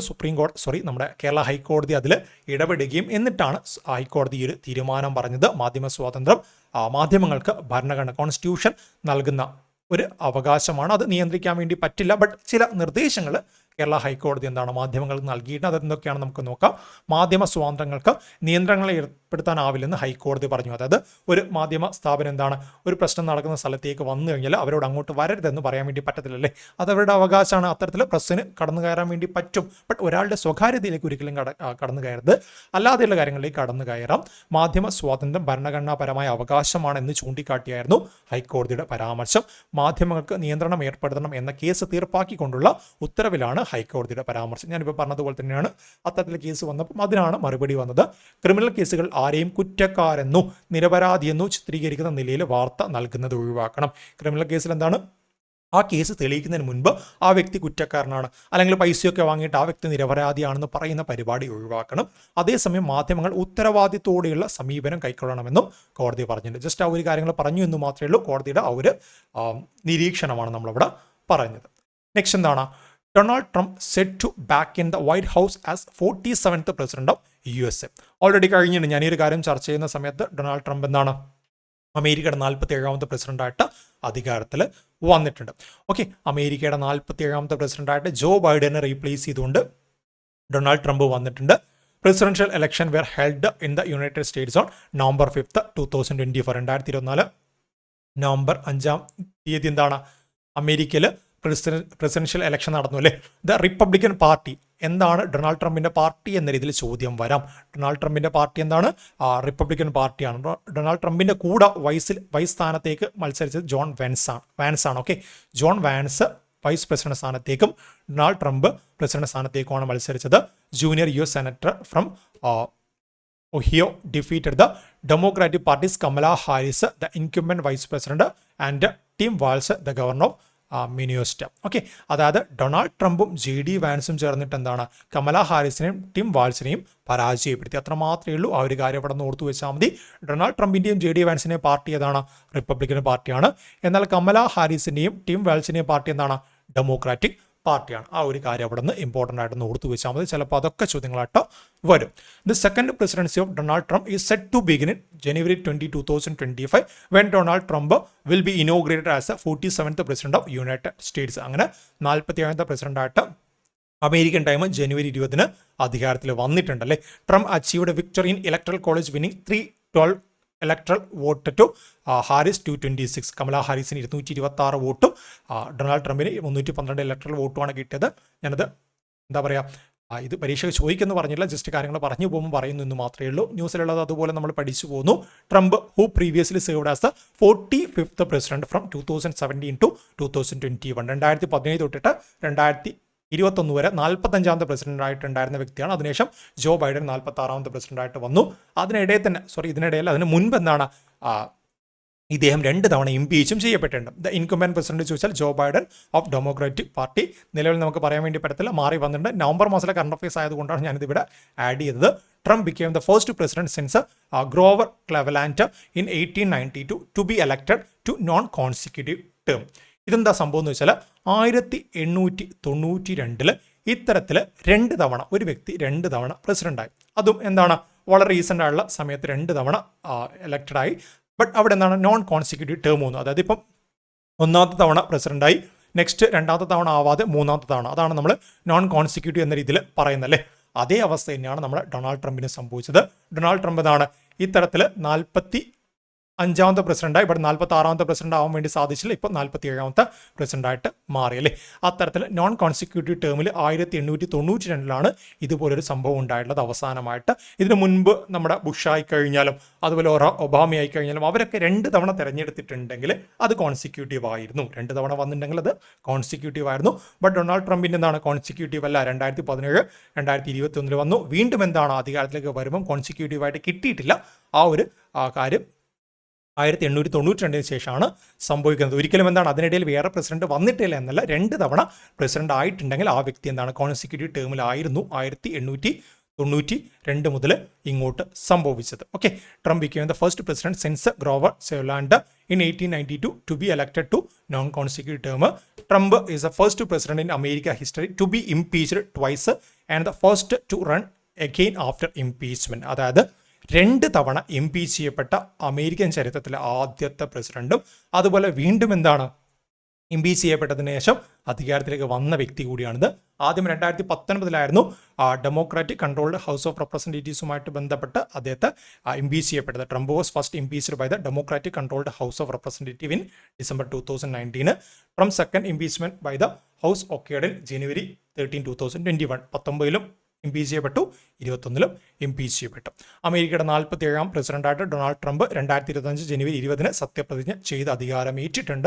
73 വയസ്സ് പ്രായം. ട്രംപ് ആകെ US പ്രസിഡന്റ് ആവുന്ന പ്രായം കൂടിയ ആൾ കൂടിയാണ്. അതുകൂടെ ഓർത്തു വെക്കണം. 130 വർഷത്തിന് ശേഷം തുടർച്ചയല്ലാത്ത വീണ്ടും പ്രസിഡന്റ് സ്ഥാനത്തേക്ക് എത്തുന്ന വ്യക്തിയാണ് അദ്ദേഹം. അതിന് മുൻപ് ആരാണ്? നമ്മൾ പറഞ്ഞ ഗ്രോവർ ക്ലെവലാൻഡ് ആണല്ലേ. ആ രീതിയിൽ ഓർത്തു വയ്ക്കണം. ഡെമോക്രാറ്റിക് പാർട്ടിയുടെ കമല ഹാരിസിനെയാണ് അദ്ദേഹം പരാജയപ്പെടുത്തത്. JD വാൻസ് ആണ് ഇദ്ദേഹത്തിന്റെ വൈസ് പ്രസിഡന്റായിട്ട് അധികാരത്തിൽ വന്നിട്ടുള്ളത്. അതുകൂടെ അവിടെ നിന്ന് ഓർത്തു വെച്ചാൽ മതി. നെക്സ്റ്റ് എന്താണ്? Former top polo player HS Sodhi dead. Recent ആയിട്ട് സംഭവിച്ച വാർത്തയാണല്ലേ. പോളോയുമായിട്ട് ബന്ധപ്പെട്ട വളരെ ഫേമസ് ആയുള്ള പ്ലെയർ ആയിരുന്നു HS സോദി. അദ്ദേഹം റീസെന്റ് ആയിട്ട് അന്തരിച്ചു. ഡെഡ് എന്നല്ല, നമ്മുടെ ഡൈഡ് എന്നുള്ള രീതിയിൽ നമ്മൾ പറയാം. Okay, Harvinder Singh Sodhi a celebrated figure in Indian polo passed away at the age of 86. 86 വയസ്സിൽ അദ്ദേഹം അന്തരിച്ചു. ഇദ്ദേഹത്തെ അറിയപ്പെട്ട പേര് ബില്ലി സോദി എന്ന ഓമന പേരിലായിരുന്നു ഇദ്ദേഹത്തെ വിളിച്ചിട്ടുണ്ടായിരുന്നത്. Manager the Indian equestrian team. Equestrian എന്ന് പറഞ്ഞാൽ എന്താണ്? കുതിരയുമായിട്ട് ബന്ധപ്പെട്ട ആ ഒരു മത്സര വിഭാഗത്തെയാണ് നമ്മൾ ഇക്വിസ്റ്റേറിയൻ എന്ന് വിളിക്കുന്നത്. 1980 മോസ്കോ ഒളിമ്പിക്സിൽ നയിച്ചിട്ടുണ്ടായിരുന്നു. Extending his influence in Indian equestrian sports beyond his playing career. അതിൻ്റെയൊക്കെ ഭാഗമായിട്ട് 1976 അർജുന അവാർഡ് നൽകിയിട്ട് ഇദ്ദേഹത്തെ ആദരിച്ചിട്ടുണ്ട്. ചിലപ്പോൾ ചോദ്യം വരും, എച്ച് എസ് സോദി ഏത് കായിക മേഖലയുമായിട്ട് ബന്ധപ്പെട്ടിരിക്കുന്നു, എച്ച് എസ് സോദിക്ക് ഏത് വർഷം അർജുന അവാർഡ് ലഭിച്ചു, അങ്ങനെയൊക്കെ ചോദ്യങ്ങൾ വന്നേക്കാം. അതവിടെ അതുകൊണ്ടൊന്ന് ഇമ്പോർട്ടൻ്റ് ആയിട്ട് ഓർത്തു വയ്ക്കണം. നെക്സ്റ്റ് എന്താണ്? Supreme court overturn 1967 ruling on AMU's minority status. ഇത് വളരെ പ്രധാനപ്പെട്ട ഒരു ഫാക്റ്റാണ്. ചിലപ്പം ഈ ഒരു കാര്യം നമുക്ക് പരീക്ഷയ്ക്ക് മെയിൻസ് പോലെയുള്ള പരീക്ഷകൾക്ക് എന്താണ് സ്റ്റേറ്റ്മെൻറ്റ് ടൈപ്പ് വളരെ വലിയ സ്റ്റേറ്റ്മെൻറ്റ് ടൈപ്പ് ചോദ്യങ്ങളായിട്ട് വരാം. മെയിൻസിന് മാത്രമല്ല പ്രിലിംസിനും വരില്ല എന്നൊന്നുമില്ല. ബട്ട് മെയിൻസിനാണ് ഞാൻ കുറച്ചധികം സാധ്യത കാണുന്നത്. സംഭവം എന്താണെന്ന് വെച്ചാൽ അലിഗഡ് മുസ്ലിം യൂണിവേഴ്സിറ്റി അറിയാലോ നിങ്ങൾക്ക്. 1875 സർ സയ്യിദ് അഹമ്മദ് ഖാൻ്റെ നേതൃത്വത്തിൽ വന്ന ആ ഒരു യൂണിവേഴ്സിറ്റിയാണ് അലിഗഡ് മുസ്ലിം യൂണിവേഴ്സിറ്റി. ഈ അലിഗഡ് മുസ്ലിം യൂണിവേഴ്സിറ്റി സ്ഥാപിച്ചു 1920 ആയ സമയത്ത്. എന്താണ് ഇത്? നമ്മുടെ സെൻട്രൽ യൂണിവേഴ്സിറ്റിയായിട്ട് സെൻട്രൽ ഗവൺമെൻറ് നേതൃത്വത്തിൽ കാറ്റഗറൈസ് ചെയ്യപ്പെട്ടു. പിന്നീട് 1967 ആയ സമയത്ത് അവിടെ ഒരു കേസ് വന്നു. ഈ കേസ് അന്ന് നൽകിയിട്ടാണ് അസീസ് ബാഷ എന്ന് പറഞ്ഞ വ്യക്തിയാണ്. Aziz Basha vs union of India എന്നാണ് അതുകൊണ്ട് ആ ഒരു കേസ് അറിയപ്പെടുന്നത്. എന്താണ് അസീസ് ബാഷ പറഞ്ഞത് എന്ന് വെച്ച് കഴിഞ്ഞാൽ, അലിഗഡ് മുസ്ലിം യൂണിവേഴ്സിറ്റിക്ക് നിലവിൽ മൈനോറിറ്റി സ്റ്റാറ്റസ് ഉണ്ട്. ഓക്കെ, ആർട്ടിക്കിൾ 30 പ്രകാരം ഒരു മൈനോറിറ്റി വിഭാഗത്തിൽപ്പെട്ട ഒരു വ്യക്തി ഒരു സ്ഥാപനം ആരംഭിച്ചാൽ അതിന് മൈനോറിറ്റി സ്റ്റാറ്റസ് നൽകാമെന്നാണ് നിയമം അനുശാസിക്കുന്നത്. അതൊക്കെ കറക്റ്റാണ്. ബട്ട് അവിടെ പ്രശ്നം എന്താണെന്ന് വെച്ചാൽ 1920 Aligarh Muslim university central university ആയിട്ട് മാറിയിട്ടുണ്ട്. അതിനെ സെൻട്രൽ ഗവൺമെൻറ് ഏറ്റെടുത്തിട്ടുണ്ട്. അതുകൊണ്ട് ഇനി അങ്ങോട്ട് അതിന് മൈനോറിറ്റി സ്റ്റാറ്റസ് നൽകാൻ വേണ്ടി സാധിക്കത്തില്ല. മൈനോറിറ്റി സ്റ്റാറ്റസ് നൽകിക്കഴിഞ്ഞാൽ അതുമായിട്ട് ബന്ധപ്പെട്ട് ഒരുപാട് റിസർവേഷനും കാര്യങ്ങളും വരുമെന്ന് പറഞ്ഞിട്ടാണ് അസീസ് ബാഷ കേസ് നൽകിയത്. അങ്ങനെ അന്ന് അസീസ് ബാഷ കേസ് നൽകിയ സമയത്ത് അതന്ന് സുപ്രീം കോടതി അംഗീകരിക്കുകയും ചെയ്തു. ഇത്തരത്തിൽ മൈനോറിറ്റി സ്റ്റാറ്റസ് ഇല്ല എന്ന രീതിയിൽ സുപ്രീം കോടതി അന്ന് പറയുകയും ചെയ്തു അല്ലേ. ആ രീതിയിലായിരുന്നു അന്ന് കാര്യങ്ങൾ ഉണ്ടായിരുന്നത്. എന്നാൽ ഈ പറഞ്ഞ അസീസ് ബാഷ കേസിൽ ആ ഒരു വിധിയുണ്ടല്ലോ, അത് 2019 വീണ്ടും ചോദ്യം ചെയ്യപ്പെട്ടു. 2019 ഈ ഒരു കാര്യം ചോദ്യം ചെയ്യപ്പെട്ടു. അങ്ങനെ 2019 ചോദ്യം ചെയ്യപ്പെട്ടപ്പോൾ 2024 സുപ്രീം കോടതി വീണ്ടും വിധിയുമായിട്ട് വന്നു. ഇങ്ങനെ മൈനോറിറ്റി സ്റ്റാറ്റസ് ഒഴിവാക്കാൻ വേണ്ടി പറ്റത്തില്ല. ആർട്ടിക്കിൾ 30 പ്രകാരം ഒരു വ്യക്തി സ്ഥാപിച്ചിട്ടുണ്ടെങ്കിൽ അതിനിപ്പം സെൻട്രൽ ഗവൺമെൻറ് ഏറ്റെടുത്ത് നടത്തുന്നതാണെങ്കിൽ തന്നെ മൈനോറിറ്റി സ്റ്റാറ്റസ് ഒഴിവാക്കാൻ വേണ്ടി പറ്റില്ലെന്ന് പറയും. സോ ഈ ഒരു കാര്യങ്ങൾ കൃത്യമായിട്ട് പഠിക്കാൻ വേണ്ടിയിട്ട് ഒരു കമ്മിറ്റി സുപ്രീം കോടതി നിയോഗിക്കുകയും ചെയ്തു. ഇതാണ് Aziz Basha vs union of India case വരുന്നത്. ചുരുക്കി പറഞ്ഞാൽ എന്താണ്? AMU അലിഗഡ് മുസ്ലിം യൂണിവേഴ്സിറ്റിയുമായിട്ട് ബന്ധപ്പെട്ടതിന് മൈനോറിറ്റി സ്റ്റാറ്റസ് ചോദ്യം ചെയ്യപ്പെടുന്ന ഒരു കേസായിരുന്നു ഇത്. The Supreme Court of India overturn its 1967 ruling in November 8, 2024 that denied Aligarh Muslim University minority status. 1967 Aligarh Muslim യൂണിവേഴ്സിറ്റിക്ക് മൈനോറിറ്റി സ്റ്റാറ്റസ് നിഷേധിച്ച ഒരു കേസ് ഓവർടേൺ ചെയ്തു അല്ലേ. SC overruled by 4-3 majority a 1967 ജഡ്ജ്മെന്റിൽ Aziz Basha case Aziz Basha vs union of India which had declared that AMU was not a minority institution as it was established by government 1920, categorized as a central university and not by minority community. 1920 എന്താണ് central university ആയിട്ട് മാറിയതിനു ശേഷം ഇനി അതിന് minority കമ്മ്യൂണിറ്റിയുമായിട്ട് ആ രീതിയിൽ സ്ഥാപന ബന്ധങ്ങൾ ആവശ്യമില്ലെന്ന് പറഞ്ഞുകൊണ്ടാണ് ഈ ഒരു വിധി വന്നത്. പാർലമെന്റ് ത്രൂ AMU അമെൻമെന്റ് act 1981 restored AMU's minority status. എന്നാൽ 1981 ഒരു ഭേദഗതി കൊണ്ടുവന്നിട്ട് എന്താണ് ഈ പറയുന്ന പാർലമെന്റ് ഈ മൈനോറിറ്റി സ്റ്റാറ്റസ് വീണ്ടും തിരിച്ചു പിടിച്ചു. അങ്ങനെ 2006 സമയത്ത് അലഹബാദ് ഹൈക്കോർട്ട് എന്ന് പറഞ്ഞു. അലഹബാദ് ഹൈക്കോർട്ട് ഇതിനെ ചോദ്യം ചെയ്തു. However Allahabad high court സ്ട്രക്ക് down A minority status on AMU in 2006 which has been subsequently challenged in supreme court 1981 minority status ഒരു അമെൻമെന്റിലൂടെ തിരിച്ചു പിടിച്ചെങ്കിലും 2006 അലഹബാദ് ഹൈക്കോർട്ട് പറഞ്ഞു മൈനോറിറ്റി സ്റ്റാറ്റസ് ഒന്നും പറ്റത്തില്ലെന്ന് പറഞ്ഞു. അത് വീണ്ടും സുപ്രീം കോടതി 2019 കേസിലേക്ക് വന്നു അല്ലേ. അങ്ങനെ 2024 പഠിക്കാൻ വേണ്ടിയിട്ട് ഒരു കമ്മിറ്റിയെ നിയോഗിച്ചു. ഇനി എന്താവും നമുക്ക് കണ്ടറിയാം. Article 30 empowers religious and linguistic minorities to establish and administer educational institution. AMU had enjoyed minority status. Article 30 പരീക്ഷയ്ക്ക് ചോദിക്കാറുണ്ട്. ഇത്തരത്തിൽ മൈനോറിറ്റി വിഭാഗത്തിൽപ്പെട്ട ആളുകൾക്ക് വിദ്യാഭ്യാസ സ്ഥാപനങ്ങൾ ആരംഭിക്കാനുള്ള അവകാശമാണ് അവിടെ പറയുന്നത്. The court, however, said that in order to determine whether or not an institution a minority institution should be on the basis of who അല്ലെങ്കിൽ community establish it it won't deny due to statutory formation. അതായത് ഒരു സ്വകാര്യ സ്ഥാപനം എന്തും ആയിക്കോട്ടെ, ഒരു വിദ്യാഭ്യാസ സ്ഥാപനം മൈനോറിറ്റി കമ്മ്യൂണിറ്റിപ്പെട്ട ഒരാൾ ആരംഭിച്ചു കഴിഞ്ഞാൽ ഭാവിയിൽ അതിന് നിയമപരമായുള്ള അംഗീകാരം ലഭിച്ചു എന്ന് കരുതിയിട്ട് ആ ഒരു സ്ഥാപനത്തിൻ്റെ മൈനോറിറ്റി സ്റ്റാറ്റസ് നഷ്ടപ്പെടുത്താൻ വേണ്ടി പാടില്ലെന്നാണ് സുപ്രീം കോടതി പറഞ്ഞത്. The issue of whether AMU is minority institution as per Article 30 of the Constitution is now left to decide by a regular bench based on this view of majority until the university minority status continue. ഇതുമായിട്ട് ബന്ധപ്പെട്ട് regular bench വെച്ചിട്ട് ആ ഒരു committee ആയിരിക്കും തീരുമാനം എടുക്കുന്നത്. അതുവരെ എന്താണ് മൈനോറിറ്റി സ്റ്റാറ്റസ് തുടരുമെന്നും സുപ്രീം കോടതി പറഞ്ഞിട്ടുണ്ട്. ഇത്രയുമാണ് നമുക്കിവിടെ നോക്കാനുള്ളത്. ഓൾമോസ്റ്റ് നിങ്ങൾക്ക് മനസ്സിലാവുന്ന രീതിയിൽ സിമ്പിളായിട്ട് തന്നെ ഞാൻ പറഞ്ഞു തരാൻ വേണ്ടി ശ്രമിച്ചിട്ടുണ്ട്. ഇനി എന്തെങ്കിലും ഡൗട്ട് ഉണ്ടെങ്കിൽ ഡൗട്ടിൻ്റെ ആവശ്യമുണ്ടെന്ന് തോന്നുന്നില്ല, പരമാവധി സിംപ്ലിഫൈ ചെയ്തിട്ട് ഞാൻ പറഞ്ഞു തന്നിട്ടുണ്ട്. നിങ്ങൾക്ക് ചിലപ്പോൾ ന്യൂസ് വായിച്ചു കഴിഞ്ഞാൽ പെട്ടെന്ന് മനസ്സിലാവണമെന്നില്ല, അങ്ങനെയുള്ളൊരു കേസായിരുന്നു ഇത്. ഓക്കെ, നെക്സ്റ്റ് എന്താണ്? അധ്യാപകനും എഴുത്തുകാരനുമായുള്ള MK സാനുവിന് സാഹിത്യത്തിലെ സമഗ്ര സംഭാവനയ്ക്കുള്ള സംസ്ഥാന സർക്കാരിൻ്റെ കേരള ജ്യോതി പുരസ്കാരം. എന്താണ് കാര്യം? കേരള ജ്യോതി അല്ലെ, കേരളശ്രീ, കേരള പ്രഭ, കേരള ജ്യോതി പുരസ്കാരങ്ങളുണ്ട്. അതിൽ കേരള ജ്യോതി പുരസ്കാരം ആർക്ക് ലഭിച്ചു? MK സാനുവിന് ലഭിച്ചു. ആദ്യത്തെ അവാർഡായി. ഇനി ബാക്കിയുള്ള കാര്യങ്ങൾ പഠിക്കണമല്ലോ നമുക്ക്. സോ ഇത് നിർബന്ധമായിട്ട് പഠിച്ചു വയ്ക്കാം. ധ്യാൻ 101 വേണ്ട, നമുക്കൊരു 105% പിടിക്കാം. കാരണം ഉറപ്പായിട്ട് ചോദിക്കും, സംശയമൊന്നും വേണ്ട. കേരള ജ്യോതി പുരസ്കാരം 2024 പ്രഖ്യാപിച്ച പാർക്ക് ലഭിച്ചു MK സാനുവിന്. MK സാനുവിൻ്റെ പേര് നമ്മൾ പറഞ്ഞു. ഇനി കേരള പ്രഭ അവാർഡ് 2 പേർക്കാണ്. ആർക്കൊക്കെയാണ്? S സോമനാഥ്, സയൻസ് എഞ്ചിനീയറിംഗുമായിട്ട് ബന്ധപ്പെട്ട് ISROയുടെ മുൻ ഹെഡായിട്ടുള്ള S സോമനാഥ്. അതുപോലെ തന്നെ P ഭുവനേശ്വരി, അഗ്രികൾച്ചറുമായിട്ട് ബന്ധപ്പെട്ട P ഭുവനേശ്വരി. 1 കേരള ജ്യോതി, 2 കേരള പ്രഭ അവാർഡ്. ഇനി എന്താണ്? കേരള ശ്രീ അവാർഡ് വരുന്നില്ലേ? 6 കേരള ശ്രീ അവാർഡ്. ടോട്ടൽ എത്രയാണ്? 9 അവാർഡാണ്. 1 കേരള ജ്യോതി, 2 കേരള പ്രഭ, അതുപോലെ 6 കേരള ശ്രീ അവാർഡും വരുന്നുണ്ട്. ആർക്കൊക്കെയാണ്? കലാമണ്ഡലം വിമലാ മേനോൻ ആർട്ടുമായിട്ട് ബന്ധപ്പെട്ട് നൽകിയിട്ടുണ്ട്. അതുപോലെ ഡോക്ടർ TK ജയകുമാർ ഹെൽത്തുമായിട്ട് ബന്ധപ്പെട്ട, നാരായണ ഭട്ടത്തിരി കാലിഗ്രഫിയുമായിട്ട് ബന്ധപ്പെട്ട, സഞ്ജു വിശ്വനാഥ് സാംസൺ, നമ്മുടെ സഞ്ജു സാംസണാണ് ക്രിക്കറ്റ് സ്പോർട്സുമായിട്ട് ബന്ധപ്പെട്ട, ഷൈജ ബേബി സോഷ്യൽ സർവീസുമായിട്ട് ബന്ധപ്പെട്ട, VK മാത്യൂസ് ഇൻഡസ്ട്രി കൊമേഴ്സുമായിട്ട് ബന്ധപ്പെട്ട. അങ്ങനെ 6 പേർക്ക് അല്ലേ? 6 കേരളശ്രീ, 2 കേരള പ്രഭ, 1 കേരള ജ്യോതി. അതവിടെ ഒന്ന് ഓരോന്നോരോന്നായിട്ട് നമ്മൾ പഠിച്ചു വയ്ക്കണം. നെക്സ്റ്റ് എന്താണ്? സ്വകാര്യത മൗലികാവകാശമാക്കാൻ പോരാടിയ കർണാടക ഹൈക്കോടതി മുൻ ജസ്റ്റിസ് KS പുട്ടസ്വാമി അന്തരിച്ചു. PSCയുടെ സ്ഥിരം ചോദ്യമായിരുന്നു. ഇപ്പോൾ പാറ്റേൺ ഒക്കെ മാറിയപ്പോൾ ഈ ഒരു ചോദ്യം കുറച്ചായിട്ടൊന്ന് കുറഞ്ഞിട്ടുണ്ട്. അല്ലെങ്കിൽ ഒരു വർഷം ഒരു 4-5 തവണ ചോദിച്ചിട്ടില്ലെങ്കിൽ PSCക്ക് സമാധാനമില്ലാത്തൊരു കേസാണ് KS Puttaswamy vs union of India. നമ്മുടെ എന്താണ് സ്വകാര്യതയുമായിട്ട് ബന്ധപ്പെട്ട കാര്യങ്ങളെ കുറിച്ചിട്ട് എന്താണ് പോരാടിയ വ്യക്തിയായിരുന്നു അല്ലേ? ആ രീതിയിലൊന്ന് ഓർത്തു വയ്ക്കണം. സ്വകാര്യത മൗലികാവകാശമാക്കാൻ, ഫണ്ടമെന്റൽ റൈറ്റ് ആക്കാൻ വേണ്ടി പോരാടിയ കേരള ഹൈക്കോടതിയുടെ മുൻ ചീഫ് ജസ്റ്റിസ് ആയിട്ടുള്ള ജസ്റ്റിസ് KS പുട്ടസ്വാമി അന്തരിച്ചു. ആ ഒരു പേര് അവിടെ നിന്ന് ഓർത്തു വെച്ചാൽ മതി. നെക്സ്റ്റ് എന്താണ്? Ramgoolam set to become new prime minister of Mauritius. എന്താണ് കാര്യം? നവീൻ റംകൂലം മൗറീഷ്യസിൻ്റെ പ്രൈം മിനിസ്റ്റേഴ്സിനെ കുറിച്ച് ചോദിക്കാറുണ്ട്. ആരാണ് മൗറീഷ്യസിൻ്റെ പ്രൈം മിനിസ്റ്റർ എന്ന് ചോദിക്കാറുണ്ട്. ഇനി ചോദിച്ചാൽ നമുക്ക് പറയാൻ വേണ്ടി പറ്റുന്ന പേരാണ് റംകൂലം നവീൻ, അല്ലെങ്കിൽ നവീൻ റംകൂലം. അദ്ദേഹത്തെ പ്രൈം മിനിസ്റ്ററായിട്ട് പ്രസിഡന്റ് പൃഥ്വിരാജ് സിംഗ് റൂബൻ നിയമിച്ചിട്ടുണ്ട്. എന്നാൽ ഇപ്പം ചോദിച്ചാൽ ജനുവരി മാസത്തിലൊക്കെ ആരാണ് മൗറീഷ്യസിൻ്റെ പ്രസിഡന്റ് എന്ന് ചോദിച്ചാൽ പൃഥ്വിരാജ് സിംഗ് റൂബൻ്റെ പേര് പറയാൻ വേണ്ടി പറ്റത്തില്ല.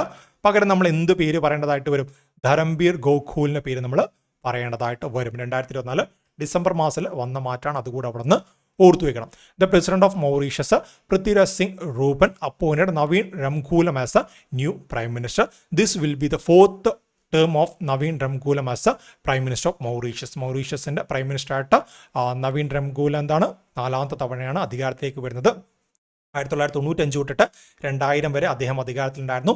പിന്നീട് 2005 തൊട്ടിട്ട് 2014 വരെയും അദ്ദേഹം അധികാരത്തിലുണ്ടായിരുന്നു. ഇപ്പോൾ 4ാമത്തെ തവണ അധികാരത്തിലേക്ക് വരുന്നു. Navin Ramgoolam was swept back to power 10 years after his coalition alliance do changement on a landslide victory in the recently held parliamentary election. Pravind ജുഗ്നൌദിനെ റീപ്ലേസ് ചെയ്തുകൊണ്ടാണ് ഇദ്ദേഹം വന്നത്. ധരംബീർ ഗോഖലിൻ്റെ പേര് കൂടെ അവിടെ നിന്ന് ഓർത്തു വയ്ക്കുക. നെക്സ്റ്റ് എന്താണ്? New fire resilient dual blooming plant species discovered in western Ghat. Western ഘട്ടിൽ ഇതുപോലെ പ്രധാനപ്പെട്ട പ്ലാന്റ് സ്പീഷീസ് ഒക്കെ വരുമ്പോൾ പരീക്ഷയ്ക്ക് ചോദിക്കാറുണ്ടല്ലേ. ഇവിടെ പ്രത്യേകത എന്താണ്?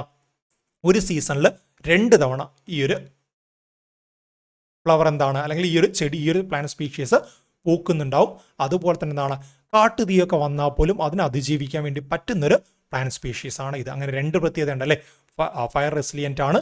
അതുപോലെ ഒരു സീസണിൽ 2 തവണ ഇത് ബ്ലൂം ചെയ്യും, അല്ലെങ്കിൽ 2 തവണ പൂക്കും.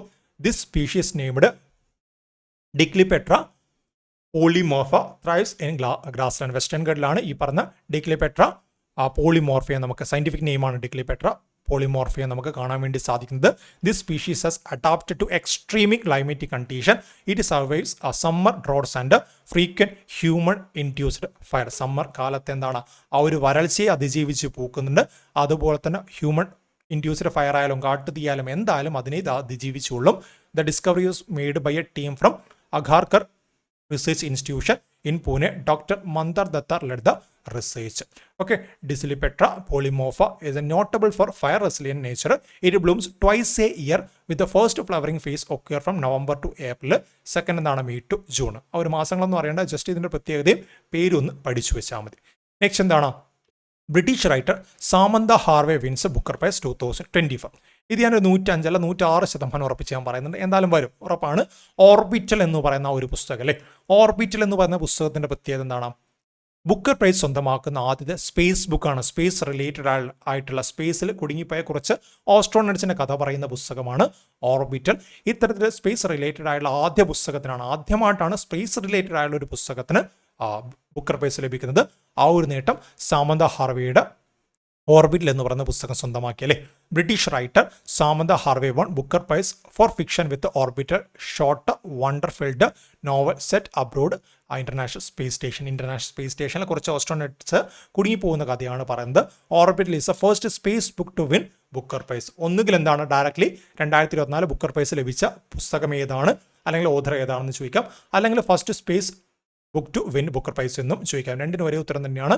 It is a second shortest novel in Booker prize history, with shortest being Offshore the Penelope Fitzgerald 132 page, അതായത് 132 പേജുള്ള ഓഫ് ഷോർ എന്ന് പറയുന്ന പെനലപ്പിയുടെ ആ ഒരു പുസ്തകമാണ് shortest book to win Booker prize പറയാൻ വേണ്ടി സാധിക്കുന്നത്. അത് കഴിഞ്ഞാൽ ഈ പറയുന്ന ഓർബിറ്റലാണ്. Harvey is the first woman to win Booker prize since Margaret Atwood 2019. 2019 Margaret Atwood Booker prize നേടിയതിന് ശേഷം ഒരു വനിത പോലും ഈ പറഞ്ഞ ബുക്കർ പ്രൈസ് നേടിയില്ല. അത് സാമന്ത ഹാർവേ തിരുത്തി കുറിച്ചു.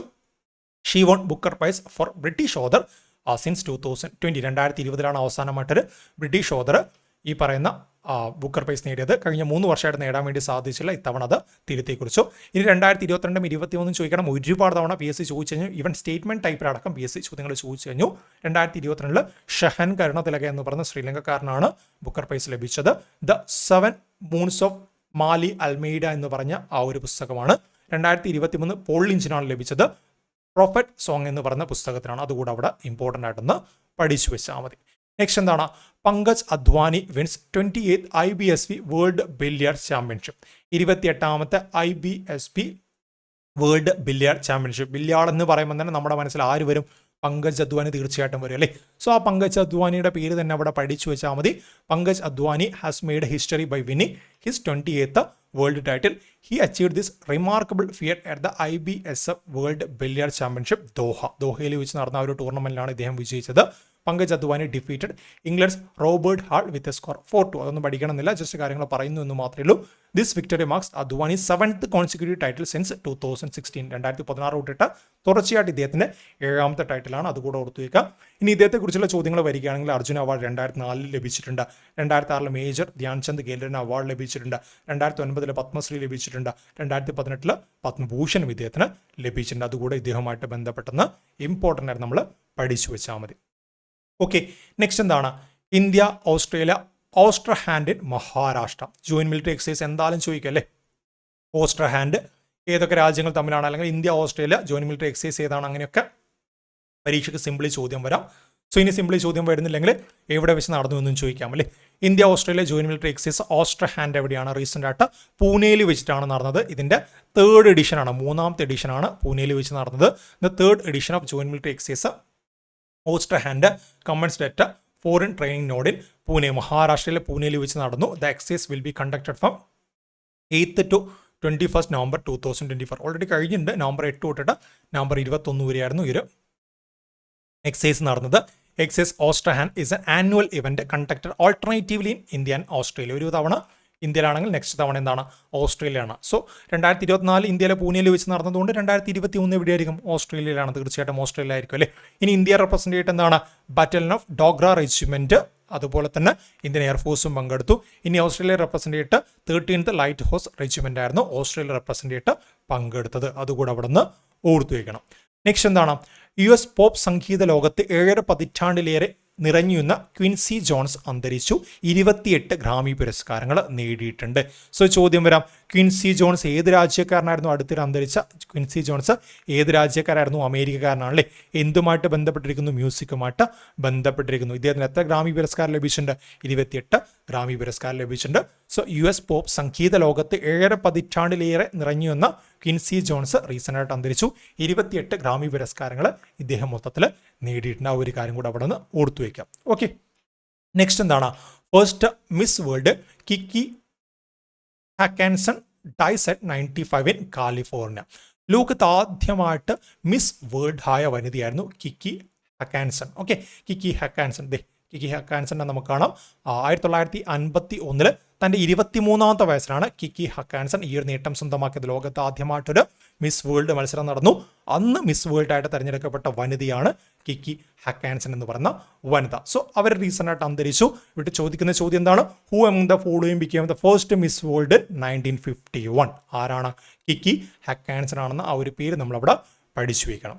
നെക്സ്റ്റ് എന്താണ് തപസ്യ കലാ സാഹിത്യവേദിയുടെ ഈ വർഷത്തെ 2024 പ്രൊഫസർ തുറവൂർ വിശ്വംഭരൻ പുരസ്കാരം പ്രമുഖ എഴുത്തുകാരനും പ്രഭാഷകനും ചരിത്രകാരനുമായുള്ള ഡോക്ടർ MG ശശിഭൂഷൺ ലഭിച്ചു. എന്താണ് തപസ്യ കലാ സാഹിത്യവേദിയുടെ 2024 പ്രൊഫസർ തുറവൂർ വിശ്വംഭരൻ പുരസ്കാരം. പുരസ്കാരത്തിൻ്റെ പേര് ഇതുപോലുള്ള പുരസ്കാരങ്ങളൊക്കെയാണ് റാങ്ക് മേക്കിംഗ് ഒക്കെ ആയിട്ട് നമ്മൾ പഠിക്കില്ല എന്ന് വിചാരിച്ചിട്ട് PSC പിള്ളേർന്ന് അവരെടുത്ത് ചോദിക്കുക അല്ലേ. പ്രൊഫസർ തുറവൂർ വിശ്വംഭരൻ പുരസ്കാരം പ്രമുഖ എഴുത്തുകാരനും പ്രഭാഷകനും ചരിത്രകാരനുമായുള്ള ഡോക്ടർ MG ശശിഭൂഷണ് ലഭിച്ചിട്ടുണ്ട്. ഇതുപോലെ തന്നെ മുൻപ് ഹരിവരാസനം പുരസ്കാരമൊക്കെ അത് മുൻപേ ചോദിക്കാറുണ്ടായിരുന്നു. 2017 സമയത്തൊക്കെ ചോദിക്കാറുണ്ടായിരുന്നു. ബട്ട് ആരും എന്താണ് അങ്ങനെ പഠിച്ചു പോകാത്ത കാര്യമാണ്. പിന്നെ എന്താണ് PSC ബുള്ളറ്റിന് എല്ലാ വർഷവും വരാൻ വേണ്ടി തുടങ്ങി. സോ ആ രീതിയിൽ പരീക്ഷയ്ക്ക് 2018 പിന്നെ ആവർത്തിച്ച് 19 ഇപ്പോൾ റീസെൻ്റായിട്ട് വരെ ചോദിക്കാറുണ്ട്. അതുപോലെ പ്രൊഫസർ തുറമ്പൂർ വിശ്വംഭരൻ പുരസ്കാരം മാർക്ക് ലഭിച്ചു ഡോക്ടർ MG ശശിഭൂഷണ് ലഭിച്ചിട്ടുണ്ട്. അതുകൂടെ അവിടെ നിന്ന് ഓർത്തു വയ്ക്കണം. നെക്സ്റ്റ് എന്താണ് Tayyip Ikram re elected FIH president. International hockey president സ്ഥാനത്തേക്ക് അല്ലെങ്കിൽ പ്രസിഡന്റായിട്ട് വീണ്ടും ആര് തിരഞ്ഞെടുക്കപ്പെട്ടു? തയ്യിബ് ഇക്രം വീണ്ടും തിരഞ്ഞെടുക്കപ്പെട്ടു, റീ എലക്ട് ചെയ്യപ്പെട്ടു. Tayyab Ikram was re-elected as president of the International Hockey Federation with 79 votes, defeating Marc Coudron, marking a significant achievement for Pakistan's hockey. പാകിസ്ഥാനുമായിട്ട് ബന്ധപ്പെട്ട ഹോക്കി താരമാണ് തയ്യിബ് ഇക്രം, അല്ലെങ്കിൽ ആ ഒരു ഹോക്കി റിലേറ്റഡ് വ്യക്തിയാണ് തയ്യിബ് ഇക്രം. അദ്ദേഹം വീണ്ടും തിരഞ്ഞെടുക്കപ്പെട്ടു അല്ലേ. The former Pakistan and China hockey coach is a member of International Olympic Committee, Olympic Solidarity Commission and has been an executive board member of the FIH since 2016. 2016 തൊട്ടിട്ട് international Hockey federation executive board member ആയിരുന്നു ഇദ്ദേഹം.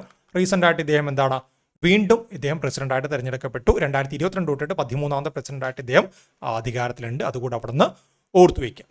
Next എന്താണ് FIH hockey star award 2024. 2024 FIH hockey star award പ്രഖ്യാപിച്ചല്ലേ. ഇവിടെ നമ്മുടെ 2 ഇന്ത്യക്കാരുണ്ടായിരുന്നു. ഞാൻ ചിത്രം add ചെയ്ത് വന്നപ്പോൾ ഇവർ 2 പേരും പോയി. നമ്മുടെ ഹർമൻപ്രീതും PR ശ്രീജേഷും ആയിരുന്നു. Indian hockey team captain Harmanpreet Singh and PR Sreejesh were named the player of the year and the goalkeeper of the year respectively at the FIH hockey star award 2024 ceremony held in Muscat, Oman. എന്താണ് കാര്യം? 2024 ഒമാനിലെ മസ്കറ്റിൽ വെച്ച് നടന്ന FIH hockey star അവാർഡിൽ 2 നേട്ടങ്ങൾ നമ്മുടെ ഇന്ത്യക്കാർ സ്വന്തമാക്കിയിട്ടുണ്ട്. ഒന്നെന്താണ് player of the year ആയിട്ട് ആര് വന്നു? ഹർമൻപ്രീത് സിംഗ് വന്നു. Goal keeper of the year ആയിട്ട് ആര് വന്നു? മറ്റാരുമല്ല, നമ്മുടെ മലയാളിയായുള്ള PR ശ്രീജേഷും വന്നു അല്ലേ. സോ 2 പേരും ഓർത്തു വെക്കണം. 2024 FIH ഹോക്കി സ്റ്റാർ അവാർഡ്സ് പ്രഖ്യാപിച്ചു. പ്ലെയർ ഓഫ് ദി ഇയർ നമ്മുടെ ഹോക്കി ടീം ക്യാപ്റ്റനായുള്ള ഹർമൻപ്രീത്, നമ്മൾ കഴിഞ്ഞ ക്ലാസ്സിലും പറഞ്ഞിട്ടുണ്ട്, ആ ഒരു ഓപ്ഷനുമായിട്ട് ബന്ധപ്പെട്ട വിലയേറിയ താരമല്ലേ. അതുപോലെ goal keeper of the year ആയിട്ടുള്ള ശ്രീജേഷും തിരഞ്ഞെടുക്കപ്പെട്ടു. Harmanpreet was pivotal in India's bronze medal campaign at the Paris 2024 Olympics, finishing as the tournament top scorer with 10 goal. 2024 Paris ഒളിമ്പിക്സിൽ നമുക്ക് എന്താണ് ബ്രോൺസ് കിട്ടിയിട്ടുണ്ടല്ലേ. ആ ടീമിന്റെ ഭാഗമായിരുന്നു PR ശ്രീജേഷും. അതുപോലെ ഹർമൻപ്രീത് അന്ന് 10 ഗോൾ നേടിയിട്ട് ടീമിന്റെ അവിഭാജ്യ ഘടകമായിട്ട് മാറിയിട്ടുണ്ട്. This is Harmanpreet 3rd FIH player of the year award following consecutive wins in 2021 and 22. ആദ്യമായിട്ടല്ല അദ്ദേഹം ഈ ഒരു നേട്ടം സ്വന്തമാക്കുന്നത്. 2021, 2022 ഇദ്ദേഹം എന്താണ് FIH hockey player of the year ആയിട്ട് തിരഞ്ഞെടുത്തത്. 2023 മാത്രമാണ് മിസ്സായത്. അത് മറ്റാരുമല്ല കൊണ്ടുപോയത്, ഇന്ത്യക്കാരനുള്ള ഹർദിക് സിംഗ് ആണ് കൊണ്ടുപോയത് 2020 മുതൽ. ഇതുപോലുള്ള പേരുകൾ വരുന്ന ക്രിക്കറ്റ് താരമുണ്ടല്ലേ, ഹർമൻപ്രീത് കൗർ വനിതാ ക്രിക്കറ്റ് താരമാണ് ഹർമൻപ്രീത് കൗർ. അതുപോലെ ഹർദിക് സിംഗ് പറയുമ്പോൾ ഹർദിക് പാണ്ഡ്യ മെയിൽ ക്രിക്കറ്റ് താരമാണ്. ഞാൻ ജസ്റ്റ് പറഞ്ഞു എന്ന് മാത്രമേ ഉള്ളൂ. PR Sreejesh who announced his retirement after the Paris 2024 Olympics, won the Goalkeeper of the Year award for the third time. ഇതിന് മുൻപ് 2021 22 എല്ലാവരും ഇവർ രണ്ടുപേരും ഒന്നിച്ചാണ് അവാർഡ് നേടുന്നത്. Okay, 2021-22 hockey player of the year Harmanpreet Singh, goal keeper of the year PR Sreejesh. ഇപ്പം 2024 അതേ ചരിത്രം അവർ ആവർത്തിച്ചു. ഓക്കെ, ആ രീതിയിലൊന്ന് ഓർത്തു വെച്ചാൽ മതി.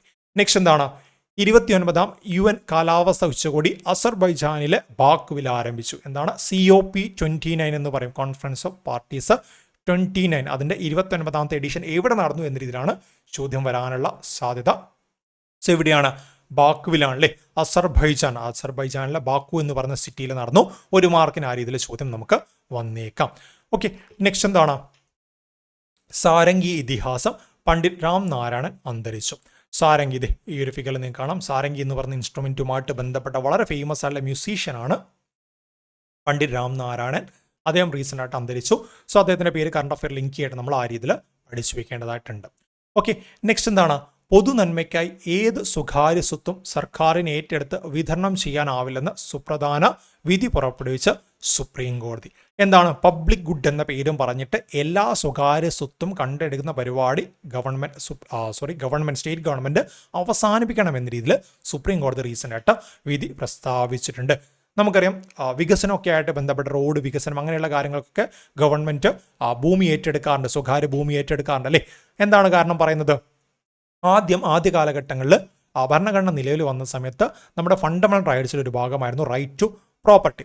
എന്നാൽ പിന്നീട് 44ാമത്തെ ഭരണഘടനാ ഭേദഗതി പ്രകാരം ഈ റൈറ്റ് ടു പ്രോപ്പർട്ടി എന്താണ്, ഫണ്ടമെന്റൽ റൈറ്റ്സിൽ നിന്നും എടുത്തു മാറ്റിയിട്ട് അതിനൊരു വെറും ഒരു ലീഗൽ റൈറ്റ് മാത്രമാക്കിയിട്ട് മാറ്റുകയും ചെയ്തിട്ടുണ്ടായിരുന്നു. അതിൻ്റെ പ്രധാന ഉദ്ദേശം ഇത്തരത്തിൽ സർക്കാരുകൾക്ക് എന്താണ്, ഇതുപോലെ വികസന കാര്യങ്ങൾക്ക് ഭൂമി ഏറ്റെടുക്കാനാണ്. വികസന കാര്യങ്ങൾക്ക് ഭൂമി ഏറ്റെടുക്കുന്ന സമയത്ത് ഭൂമി ഫണ്ടമെന്റൽ റൈറ്റ് ആണെങ്കിൽ ഒരിക്കലും ഗവൺമെൻറ്റിന് അവിടെ ഏറ്റെടുക്കാൻ വേണ്ടി പറ്റത്തില്ല അല്ലേ. അതുകൊണ്ടാണ് അമെൻമെൻറ്റിലൂടെ 44th അമെൻമെൻറ്റിലൂടെ ഭൂമി ഏറ്റെടുക്കുന്ന പരിപാടികൾ അല്ലെങ്കിൽ ആ ഒരു റൈറ്റ് ടു പ്രോപ്പർട്ടി എന്ന് പറയുന്ന പരിപാടി എന്താണ് അവർ ഇത്തരത്തിൽ ഫണ്ടമെന്റൽ റൈറ്റിൽ നിന്നും മാറ്റിയത്. ബട്ട് റീസെൻ്റ് ആയിട്ട് പറഞ്ഞു അങ്ങനെയൊക്കെ ഉണ്ടെങ്കിൽ പോലും എന്താണ്, ഇതുപോലെ എന്തെങ്കിലും കാര്യത്തിന് വേണ്ടിയിട്ട് ഭൂമി ഏറ്റെടുക്കുക അല്ലെങ്കിൽ പബ്ലിക് ഗുഡ് എന്നും പറഞ്ഞുകൊണ്ട് എല്ലാ കാര്യത്തിനും ഭൂമി ഏറ്റെടുക്കാൻ വേണ്ടി പറ്റില്ലെന്ന് സുപ്രീം കോടതി പറഞ്ഞു.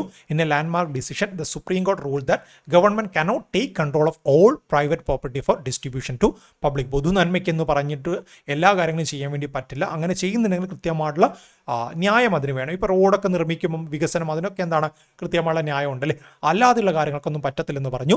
The 7-2 majority ruling clarifies that while states can acquire private land in specific situation they lack the constitutional authority to seize all resource for the common good. എന്താണ്, ഇത്തരത്തിൽ പ്രൈവറ്റ് ലാൻഡ് അക്വിസിഷൻ മുഖേന അല്ലെങ്കിൽ specific situation എന്ന് പറഞ്ഞുകൊണ്ട് road വികസനം അല്ലെങ്കിൽ മറ്റു കാര്യങ്ങൾക്കൊക്കെ ഏറ്റെടുക്കുന്നത് പോലെ എല്ലാ കാര്യത്തിനും കോമൺ പബ്ലിക് ഗുഡ് എന്ന് പറഞ്ഞിട്ട് ഏറ്റെടുക്കാൻ പറ്റില്ലെന്ന് സുപ്രീം കോടതി പറഞ്ഞു. The 9 judge bench led by chief justice DY Chandrachud, അന്നത്തെ ചീഫ് ജസ്റ്റിസ് ആണ്, overturned previous ruling including 1 by Justice Krishna Iyer which suggested that Article 39 Clause B of the Constitution granted state sweeping power to acquire private resource. Article 39 Clause Bയിൽ പറയുന്നുണ്ട് സംസ്ഥാനങ്ങൾക്ക് ഇത്തരത്തിൽ private properties കൃത്യമായ നഷ്ടപരിഹാരം നൽകി ഏറ്റെടുക്കാമെന്ന് പറയുന്നുണ്ട്. എന്ന് കരുതി അത് കംപ്ലീറ്റ് ആയിട്ട് എന്താണ് ഫോളോ ചെയ്യാനോ അല്ലെങ്കിൽ അതിനെ ഓവർടേൺ ചെയ്യുന്ന രീതിയിൽ ചില മാറ്റങ്ങൾ റീസെൻ്റ് ആയിട്ട് വന്നു. Article 31C supports law created under article 39 Clause B and 39 Clause C that empower the state to acquire community resources including private property for redistribution to benefit the public. Okay, ഈ ഇതിൽ recent ആയിട്ട് എന്ത് പറഞ്ഞു, പൊതു നന്മയുടെ പേരും പറഞ്ഞുകൊണ്ട് ഏത് സ്വകാര്യ സ്വത്തും സർക്കാരിനെ ഏറ്റെടുത്ത് വിതരണം ചെയ്യാനാവില്ല, ഏറ്റെടുത്തിട്ട് മറ്റുള്ളവർക്ക് വിതരണം ചെയ്യാനൊന്നും പറ്റത്തില്ലെന്ന് സുപ്രീം കോടതി റീസെൻ്റ് ആയിട്ട് ശക്തമായ ഭാഷയിൽ തന്നെ പറഞ്ഞിട്ടുണ്ട്. അതുകൂടെ അവിടെ ഒന്ന് ഓർത്തു വയ്ക്കുക. ഇത്രയുമാണ് 2024 നവംബർ പാർട്ട് 2 നമുക്ക് പറയാനുള്ളത്. ഇതോടുകൂടെ നവംബർ മാസത്തിലെ കറണ്ട് അഫയേഴ്സ് നമ്മളിവിടെ അവസാനിപ്പിക്കുകയാണ്. കേരള റിലേറ്റഡ് കറണ്ട് അഫയേഴ്സ് നമ്മൾ പറഞ്ഞിട്ടുണ്ട്, ദേശീയ തലത്തിലെ കറണ്ട് അഫെയർ പറഞ്ഞിട്ടുണ്ട്, അന്താരാഷ്ട്ര തലത്തിലെ കറണ്ട് അഫയേഴ്സും അതുപോലെ സ്പോർട്സും എല്ലാ കാര്യങ്ങളും നമ്മൾ ഒരുവിധ എല്ലാ കാര്യങ്ങളും നമ്മൾ പറഞ്ഞിട്ടുണ്ടല്ലേ. സോ പ്രധാനപ്പെട്ട കാര്യങ്ങളൊക്കെ ചർച്ച ചെയ്തു. ഇനി നമുക്ക് നോക്കാനുള്ളത് 2024 ഒരു മാസം കൂടിയാണ്, ഡിസംബർ മാസമാണ്. ഡിസംബർ മാസമായിട്ട് നമുക്ക് വീണ്ടും കാണാം. നിങ്ങളുടെ വിലയേറിയ അഭിപ്രായങ്ങളും കാര്യങ്ങളും തീർച്ചയായിട്ടും നിങ്ങൾ അറിയിക്കുമെന്ന് വിചാരിക്കുന്നു. നമുക്ക് നെക്സ്റ്റ് ക്ലാസ്സിൽ കാണാം. താങ്ക്